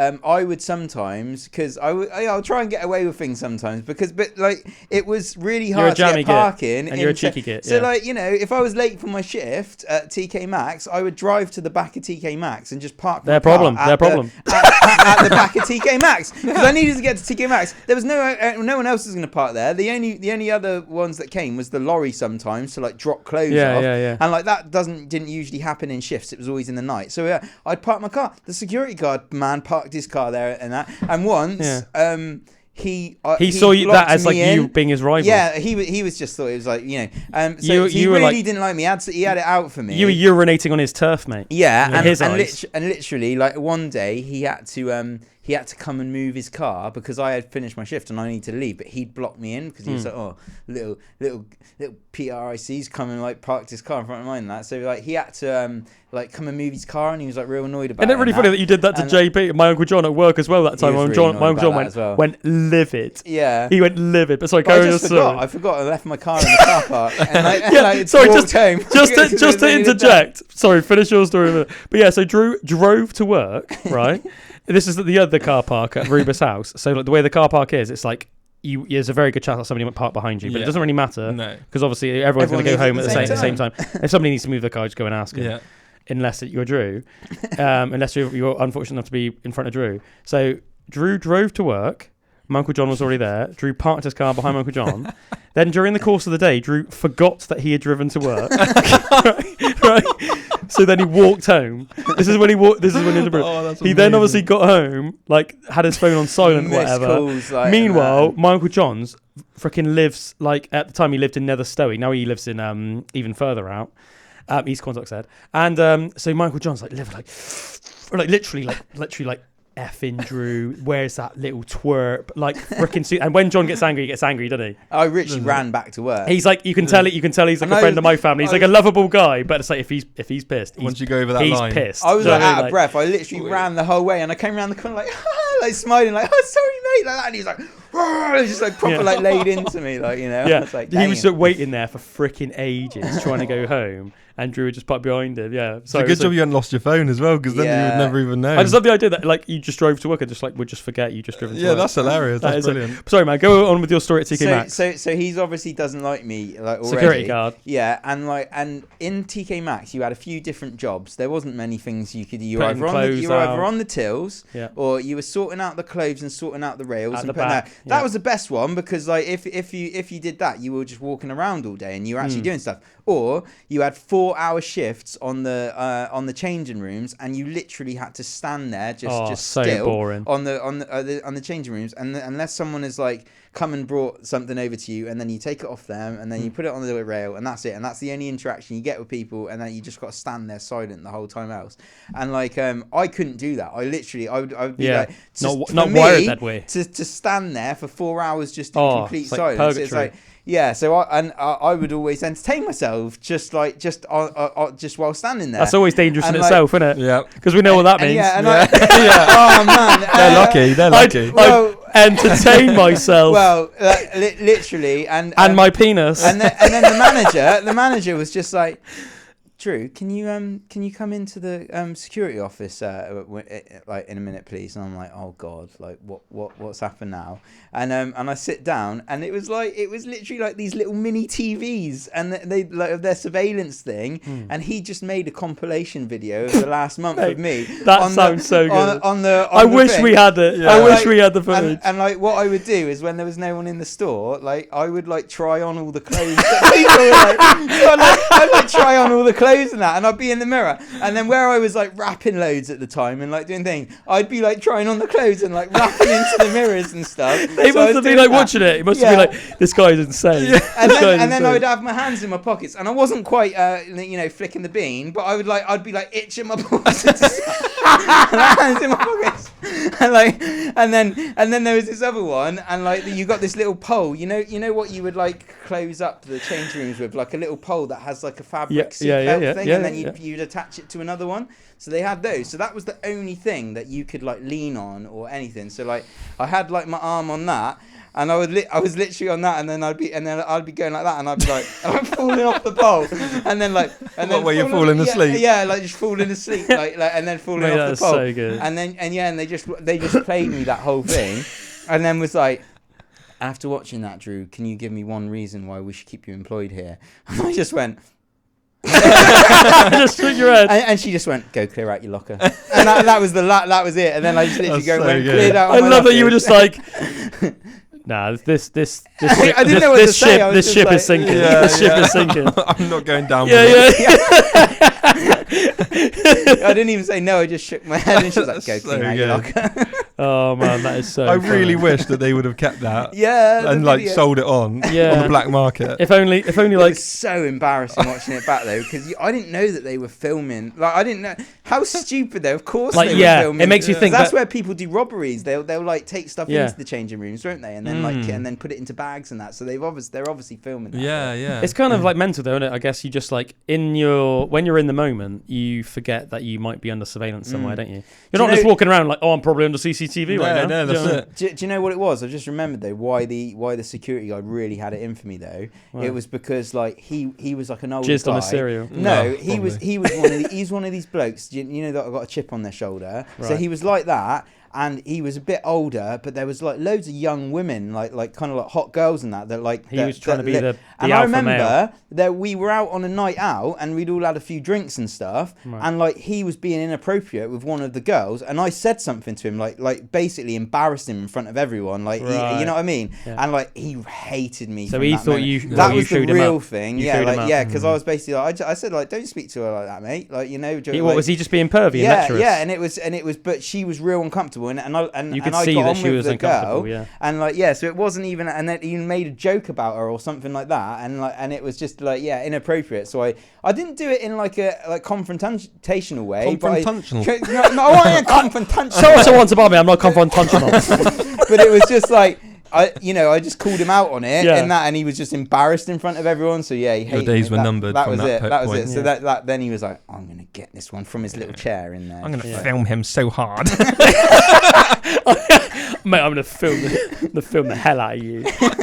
Yeah, let's face it. From that moment as well, you were doomed, mate. Yeah. I've had a few moments with like people like that in work though. Like at Asda, one of the reasons I left Asda, like I nearly got one of the managers caught you fired. flicking a band. No, it was the other way around. With the rotten chicken? Oh, the gone off chicken. Do you remember that? Yeah, because I get on my high horse a bit. Yeah. If I feel like there's been something you've been wronged. Yeah, or I've been with a pickup. Like what's saying about the pickup?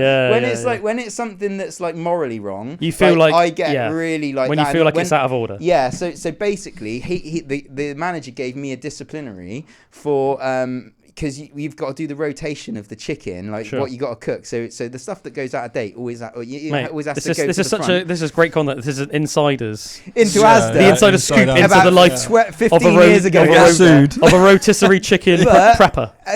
As you can imagine, like you got to pull the freshest stuff to the shelves forward and that. So and the chicken thing is like it comes in all these crates. So you've always got to make sure at the start of the shift you go in and you pull the other stuff so the chicken gets cooked. Because if it doesn't, then on one of my shifts I'd forgot to do this, so like some of the chicken had gone out of date, and he gave me a disciplinary for like missing it, but then I got in the next day or the next morning and when he told me I was having this disciplinary, and like some of the other guys on there were like, he cooked the chicken anyway, and I was like, what?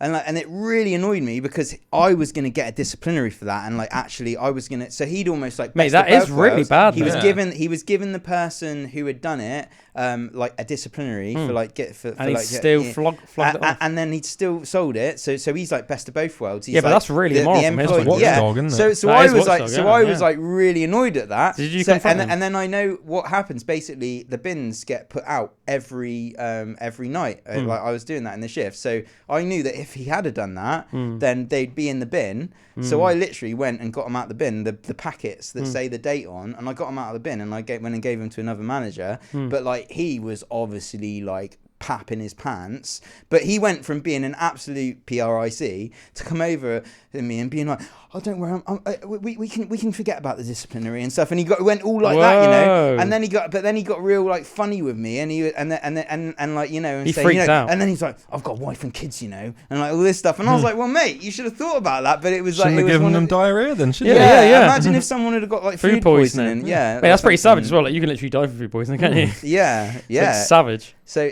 but it was that I wouldn't have done it if he hadn't tried to get me in trouble for like. It was almost like, okay, you're getting me in trouble for forgetting to check. Like you should have just chucked him out. Like, my bad. I'll own up to get to. Yeah, I would have gone to the disciplinary. You I can't really be like that. That's really bad of you for doing that thing that you've done. Yeah. No, I'm basically going to do the same thing. Yeah. yeah.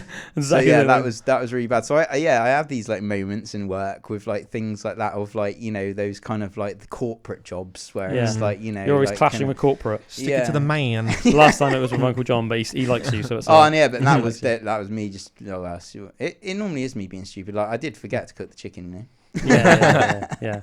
I think it's really funny when you were saying about like you parking out the back of TK Maxx and that. I can so see that's like your mum part of you. Yeah, I can imagine your mum just doing that, being like, "It's all right, isn't it?" And it's like, "Is it?" I mean, like, or it's like my dad. I rang up my dad because I've just got the internet's crap at mine, you know, like and I've got this like 5G box.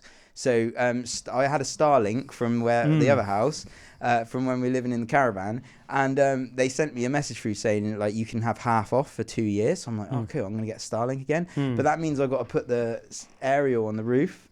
So now I'm like, oh, I've got to do that. So I was just gonna go and put the aerial out on the roof, but I'm in a rented place, so like it could go wrong. You got to ask permission from the landlord.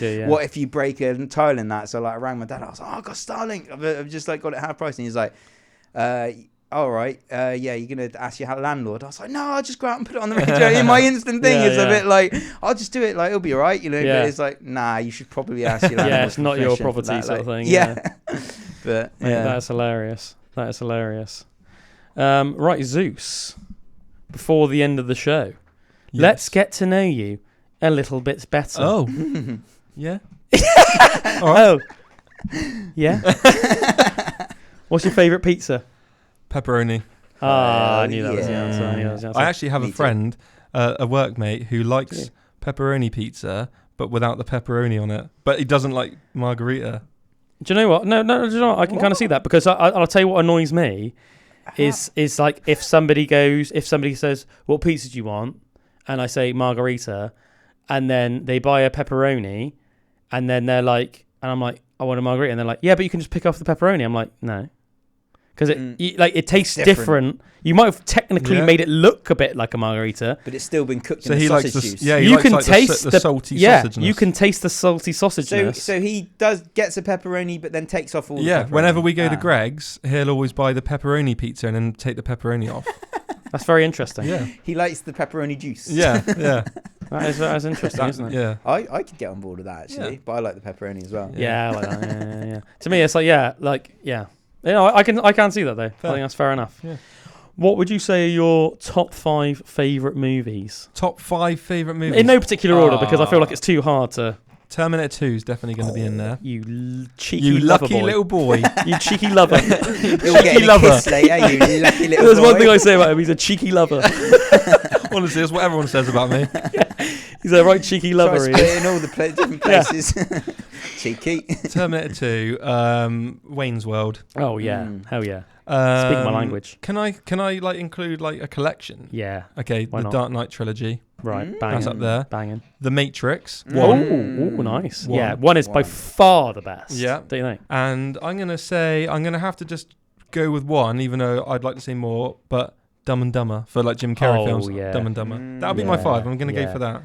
That is a rock solid pick. Yeah? That is a rock solid good. top 5. Nice. Oh yeah. I'm a little bit surprised that you didn't include either Phantom Menace or just the prequel trilogy. Yeah, no. Yeah, I mean, I do love them. But yeah, I'd say those 5, like for me. Yeah, I mean, man, that's so solid. I think Dumb and Dumber, I think legitimately one of the funniest movies of all time. Yeah. I cannot. Harry, old buddy, old pal. What was it? He's like, check out that ass. Yeah. He must work out. Just like, or like when he's reading the book and he goes, and then Harry's just like, the. Yeah, it's almost just like. It's almost like dangerously funny. Yeah. I feel like if I'm ever going to have a heart attack, it's probably going to be because I'm watching Dumb and Dumber. You sold my dead bird to a blind kid? Harry, I took care of it. That was such a good impression as well. That was such a good impression. I just love it. Like even just like, you know, when he's when Lloyd's like daydreaming about that fight scene and stuff in the bar and everything. Like, man, so good. It's just like it's like actually they're like it. You might wonder, is there such a thing as too funny? But if anything, it's borderline too funny. Yeah. It's like it's so funny that you like your internal organs don't know what's going on. I was like, oh, my body is just almost just like freaking out. But it's because I'm just like non-stop laughing the whole time. It's when just, he asks the girl where she's from, she's like, Austria, and he's like, good day, mate. Let's put another shrimp on the barbie. Man, Dumb and Dumber. So if you haven't seen Dumb and Dumber, guys, go watch Dumb and Dumber. I was actually going to wear my Dumb and Dumber t-shirt today to this, and I forgot. Yeah. Oh man, it's all right. You're representing Aussie. Next time. What a Yeah.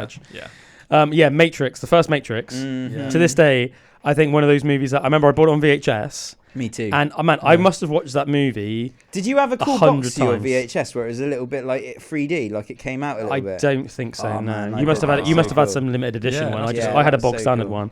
But yeah, I remember in my bedroom at my mum and dad's house when I was a teenager. I remember I had like one of those old school square TVs that just had like the VHS player built in, and yeah, I must have watched that movie literally like 100 times. Yeah. That's one of the only ones that I've watched repeatedly. Yeah. Like Matrix, when I had that when I was younger. So good. The whole concept of it and everything is just it's so dark, but like it's so cool. And I feel like Keanu Reeves is just the perfect actor to play Neo, but all like the supporting actors in it as well. Like is it Carrie-Anne Moss and obviously Lawrence Fishburne? Yeah. Stop trying to hit me. Mr. Anderson. Mr. Anderson. You know, literally, what was his name? Hugo Weaving. Yeah. Literally Elrond, legend as Agent. It was so good. What's his name? Agent Smith. Agent Smith, that's it. Yes, man, great movie. What was the other one you said? Dark Knight trilogy. Yeah. I'm a bit surprised at that one. Oh yeah. I know that you love the movies, but I didn't know that you loved them that much. Oh, I love them. I just think they're just like as a collection. Like almost if you were watching all three, like. I just love it. The it's Christian Someone Bale. was talking to me about him the other day. Like, what a cast as well. Yeah. I feel like I've watched one of them, but like I've not properly like watched the trilogy. You know. I feel so uncultured. When you go through from the beginning to the end, I just feel like it's just so well thought out and like. Unpopular opinion. My favourite out of them is probably the first one. What Batman Begins. It's so good, isn't it? With Liam Neeson. Yeah. Does he go up? Is that one when he goes up into the mountains? Razzle. Yeah, and he trains in ninjutsu and everything. That's basically. You must have seen The Dark Knight with Heath Ledger as the Joker. Nah, have you not? Mate, I think that's mad. I know. I heard about his role in that and how like crazy it was and stuff. We went to see The Dark Knight Rises together, didn't we? Yeah, I remember. That was so good. Yeah, I think that I really like the obviously the cast in that as well was great. Obviously got Tom Hardy, and then who's that French actress that plays Ra's al Ghul's daughter? Is it like Talia al Ghul? I think in real life her name's like Marion something. Okay, yeah, I can't really remember now. But she's great. And you had like Anne Hathaway. Yeah, as Catwoman. Yeah. And Juno Temple, which is like her mate, like the other cat burglar, and she lives like right near us. Does she? Yeah, she lives. I've worked at her house. No way. I worked at her parents' house because her dad is Julian Temple, like the director. Yeah. And I worked at his house loads. Like, do you know? I feel like you have told me that before. He lives about 5 minutes from mine. Like he lives just up towards. Well, he lives in the Quantocks, but just literally, in sort of just past Spaxton. That's so cool, isn't it? Yeah, that's a really nice house as well. Yeah, I think those movies are solid ass movies, man. Solid ass movies. Yeah, as you said, what What a cast. It's almost like, and I feel like the more that time goes on, the more that you'll look back and be like, wow. Yeah, like Gary Oldman, Caine. Haven't even mentioned Michael Caine. Yeah. Like, what a legend, you know? Morgan Freeman. He's like a guy that's almost like, he's by this point as well, I feel like Michael Caine, because he was like in like blockbuster movies in like the 60s. He's like, what a legend he is, you know? Yeah. He was back in like Zulu and stuff back in the day. And, you know, and like, what was this famous movie? Like the one that's, they blow the bloody doors off. You're only supposed to blow the bloody doors off. Blow the bloody doors off. Lock, Stock and Two Smoking Barrels? No, that's Jason Statham. Completely. Vinnie Jones. That's like the 90s. The one we're talking about is like from like the 70s or something, isn't it? Yeah, what is it? It's called the Italian Job? That's it. Oh yeah, it's the Italian Job, isn't it? Yeah. You're only supposed to blow the bloody doors off. Yeah. Oh man. Yeah. What a cast. Yeah. So good. Morgan Freeman. Yeah. Morgan Freeman, he's a legend, isn't he? Yeah, absolutely. One of the best like voices, I feel. Yeah. Do you know what I mean? Like, 100%. Of like any actor ever. Yeah. He's like one of those guys that almost gives you wise. voice envy. Yeah, you know? Like a great like narration. Yeah. A great narrator's voice. Yeah, he does the real cool wildlife stuff now, doesn't he, on Netflix? Yeah, so good. Yeah, good cast all in all. Yeah. Man, it's great. What was that? And then Wayne's World. Yeah, Wayne's World. Just absolute legendary. I feel like I go as far to say as I feel like we wouldn't be who we are today without Wayne's World. No, Jim Carrey and Wayne's World. Yeah. Jim Carrey and Wayne's World, yeah, those two. Like Mike Myers in general, because obviously we loved freaking Austin Powers as well. Yeah. Oh god. Do you know what? But we're not sat here with frilly cravats on. Yeah. Whereas we do kind of look like Wayne and Girl. Yeah. It is really hard for me to. I was like in my head there was a split second. Like, do I say Austin Powers or do I say Wayne's World? Because they're almost like on par with each other. Like some days I prefer Austin Powers. Yeah. Like I probably like them the same, but I feel like culturally it gives Wayne's World the edge. Yeah. Because it's the whole almost like just culture of being like an alternative. Rocker dude, metal dude. Yeah. BBC One, BBC Two, BBC Three, BBC Four, BBC Five, BBC Six, BBC Seven, BBC Heaven. Dun dun dun dun dun. Mrs. Dun dun dun dun dun. Will ya? Dun dun dun dun dun. Make me tea. Dun dun dun dun dun. Make love to me. Dun dun dun dun dun. Turn on the telly. To the BBC. Yeah. Oh mate, what a banger! And what was the other one that was like in Goldmember? Was like, Daddy didn't love me. Daddy wasn't there to change my underwear. To change my underwear. Shave my pubic hair. Yeah. Daddy wasn't there. Peace. Yeah, that's such good movies, man. I think especially the first two. Yeah. Like for me, like the third one's still good as well. Michael Caine's like the third one. Yeah, third one is good, but I feel like especially those first two ones with Vanessa Kensington and Felicity Shagwell. Yeah. Right, good. I want to watch that again. Yeah. I just like I have so much affection in my heart for those movies. Yeah. When I watch them, I just feel so happy. Yeah, me too. And and you could just quote. It's one of those things that you could just quote forever. Yeah. Do you know what I mean? Although now I've just had a brain freeze. What the hell is that? Do you know what? I wondered if that was an owl. I thought it was. I thought I could hear like, and I thought, God, I didn't know an owl was around here, but I guess I'm not usually here this time of night. Something's reversing. Some heavy goods vehicles reversing. It's definitely not me. It did sound almost like a little bit. Just do that out the window, Drew. Yeah. It did almost like sound like a little bit ominous, didn't it? Didn't it? Yeah, I was a bit creeped out then. Right, and to finish the show, I did actually have loads of questions for you, but we have to go and have a fried tux in a minute. What would you say are the 5 most influential people to you over the course of your life? Now, that could be people that you know in real life and people from the wider spectrum of the universe. Oh my God, that's different. So, I mean, I wouldn't be surprised if it is somebody like Jim Carrey might be one, or... Do you know what? I think just for the sake of being, like, not offending anyone, I'm just going to... My mum and my dad. My mum, my dad, my nan. Because you could quite easily just do that otherwise, couldn't you? Yeah. So just for the purpose of just mate, like... I ain't picking my dad. He can jog on me. I'm going just celebrities. Oh, it's a Biffa truck. Oh, it's sorry. a Biffa bin. Come on, Biffa. Your Biffa bin. Oh, sorry, I was just picking my car. My car's parked. Oh, imagine that.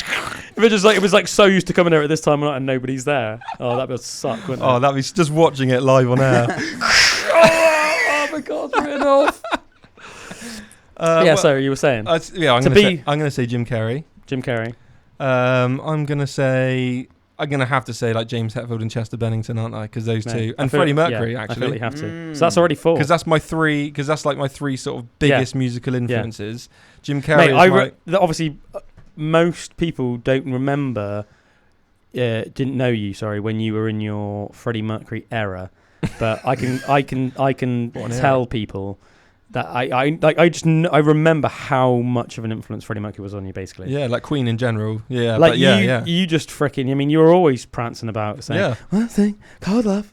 You couldn't get enough of it. Yeah, you know. Yeah. But yeah, I mean, I could so see how much of an. I'd say Queen made me like the music I like. Yeah. And then I'd say that Linkin Park made me like sort of, that was like my first like gave me my personality of the sort of the actual sort of music I'm into. Do you know what I mean? Like took me into that direction, and then Metallica sort of like honed that like specifically. Do you know what I mean? So I'd have to say those three, like because of musicalness. Jim Carrey because of just like there's no way that there's like that's like movies and the humor and everything. And I feel like whether through nature or nurture, one thing that we very much have in common is that like actually how important almost like comedy is to our lives, like or even just like having a laugh. Yeah. But it's like, you know what I mean? Like just being silly. Yeah. And almost just like constantly being in that humorous state. And it's like really important. And I'd say like on that note, the fifth one has to only be one and the one only. Rick Mail. Oh, man. It's got to be Rick Mail. Oh, man. Love Rick Mail. Rest in peace, Rick Mail. R.I.P. Rick. What an absolute freaking ledge. I think he's great. Oh, I think he's great too. I think he's great. Right, and just to finish, your top 10 favourite albums right now in no particular order. Top 10 favourite albums of all time? Just, right now. Because obviously it's going to change probably month to month even, isn't that hurts. Or definitely year to year, probably even month to month. But just right now. Okay, well, I'm going to always go for number one is Linkin Park Meteora. Yeah. That's my top one ever. Yeah. Metallica Ride the Lightning is going to be right up there. Trivium Ascendancy, that's right up there. So that's 3. Yeah. Testament, probably The New Order. Right. Oh, God, I'm already getting to that. Queen, Innuendo. Innuendo, mate. Queen in your endo. In your frickin' endo. In your bloody endo. Yeah. That's 5. Oh God, I can't believe I've just completely just like I'm just trying to think. When you're on the spot, it's so hard to think of bands, isn't it? Yeah. Like 5 is like quite easy, but 10. Who do you even like? Yeah. I'm gonna say actually, who do I like? Yeah. The Offspring, Americana. Oh yeah, you that's love Offspring. That's right up there for me. You've always loved Offspring. I'm really good because I missed them last night in Cardiff. And oh really? Yeah. So that's a sad. I always think about like when I first really got into. I remember your Offspring T-shirt. Yeah, the grey one. Yeah. I always think when I first like sort of like really got into Nirvana, you sort of were really getting into Offspring. Yeah. It's quite interesting because we both got into sort of like almost like raw, distorted guitar-y stuff. Yeah. And a bit like what you were saying about how Queen got, eventually got you into the music like today. It was almost like you see all the different pieces of the puzzle, don't you? Yeah, definitely. But it's like, anyway. Bullet for My Valentine, The Poison is number 7. Right. 7. Yeah, number 7. 3 left. 3 left. Oh, God, this is hard. Yeah. Do you know what? I'm going to say in recent years, just because I feel like I have to say a more recent band as well. Eternal Blue by Spirit Box. That's really? Right up there. Cool. I didn't know that you liked them that much. Yeah. Wow. Yeah, I'm chucking that there. I'm going to have to say probably also Slayer, Rain and Blood. Right. I remember when I started getting into metal and stuff like that, seeing that my dad had Slayer, Rain and Blood and on vinyl, and I remember like taking the vinyl out and I'd never seen it before or heard them, and then I remember I turned it around on the back and saw like the 4 of them like with the beer cans and they're like with their long hair and just being like, that is what I want to be like it was almost like that like changed everything. Inspiration. Almost when I saw that and like that album and that vinyl, that specific one at my dad's house, I remember always thinking like, that's so cool. So I'm gonna say that was number 9, wasn't it? Oh, One left. No Megadeth. No. I mean, it's funny, isn't it? Because I know a lot of bands that you like. Do you know what I mean? Really like, but obviously it's so hard unless you're actually you. Yeah. Do you know what I mean? To say like. Do you know what I mean? Because I almost like want to like suggest bands to you, but at the same time, I'd be like, I like them, but I feel like I'm going to go home and later on and be like, I can't believe I didn't even say that album. Like, there's like Megadeth, Mastodon, Gojira. Yeah. I'm just trying to think of who else I know that you say you've been to see and you're like, man, I freaking love that band or something like that. Yeah. Switch. Yeah. Right up. That's right up there. I know that you love like The Blackening by Machine Head, but I've never heard you say that they're like one of your favourite. No, it's an album I love, but not like right up there. Do you know what? Just because I know how much it changed everything when I first listened to it, so I'm putting it up there as a Limp Bizkit chocolate starfish and hot dog flavoured water. Yes, right. Yeah, Fair play, man. man. That was one of my things. I tell you what, I do think that some songs on the album are really, I think like My Way and Boiler. Yeah, you know me because I'm an edgelord. I like the really intense ones. yeah, you know, I like the really fucking intense ones. Like it's like I just like sometimes to this day like I listen to Boiler and I'm like, mate, that is such an angsty banger. Yeah, there's full angst in that. Yeah. I just what's it called? My Generation. I love My Generation. Yeah. It's the riff on that. When I first heard Hybrid Theory, like that, when you're thinking, oh, this is just awesome. That's what I felt like with listening to the Limp Bizkit album. Yeah. Like, in fact, Limp Bizkit was first, and then Limp Bizkit is what got me into Linkin Park, like the Limp Bizkit one first. Yeah, it was around. Yeah, because I never really got into that. I never really got into the album. I was like, I think when you were getting into that, I was really getting into grunge for the first time. So I remember like my old man bought me From the Muddy Banks of the Wishkah, which is like one of the live Nirvana album, which is like a compilation of different live tracks from around the world. And that was like my favorite album for like probably a year. And I really got into like, and then from that, I found out like, oh, did you know that like the Nirvana drummer's got a band nowadays? And I was like, oh, okay, cool. The Foo Fighters, really got into the Foo Fighters, they've got their first 3 albums. And then I was super into Nirvana and Foo Fighters.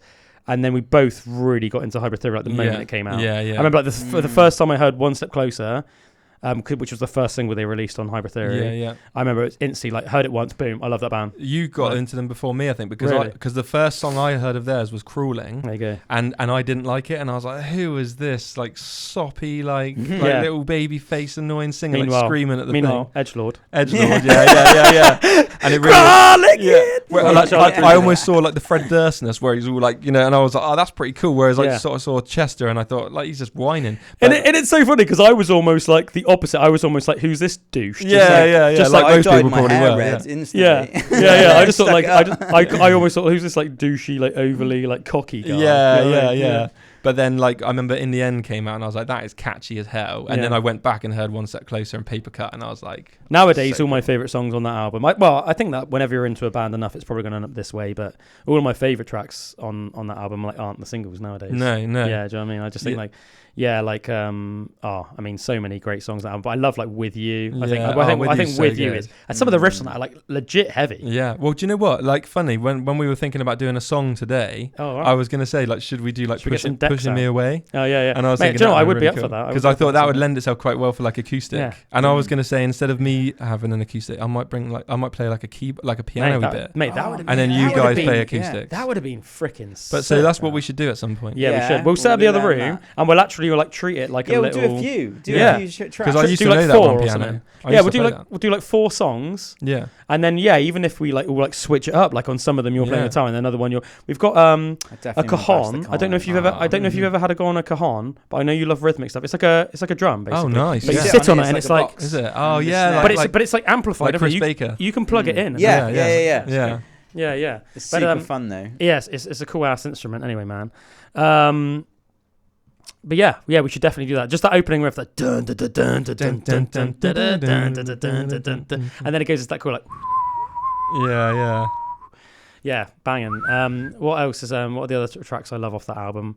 You like By Myself and By Myself and Forgotten. Place from My Head. Yeah, Place from My Head. Sorry, yeah. I do. Well, I mean, I like all of them. But yeah.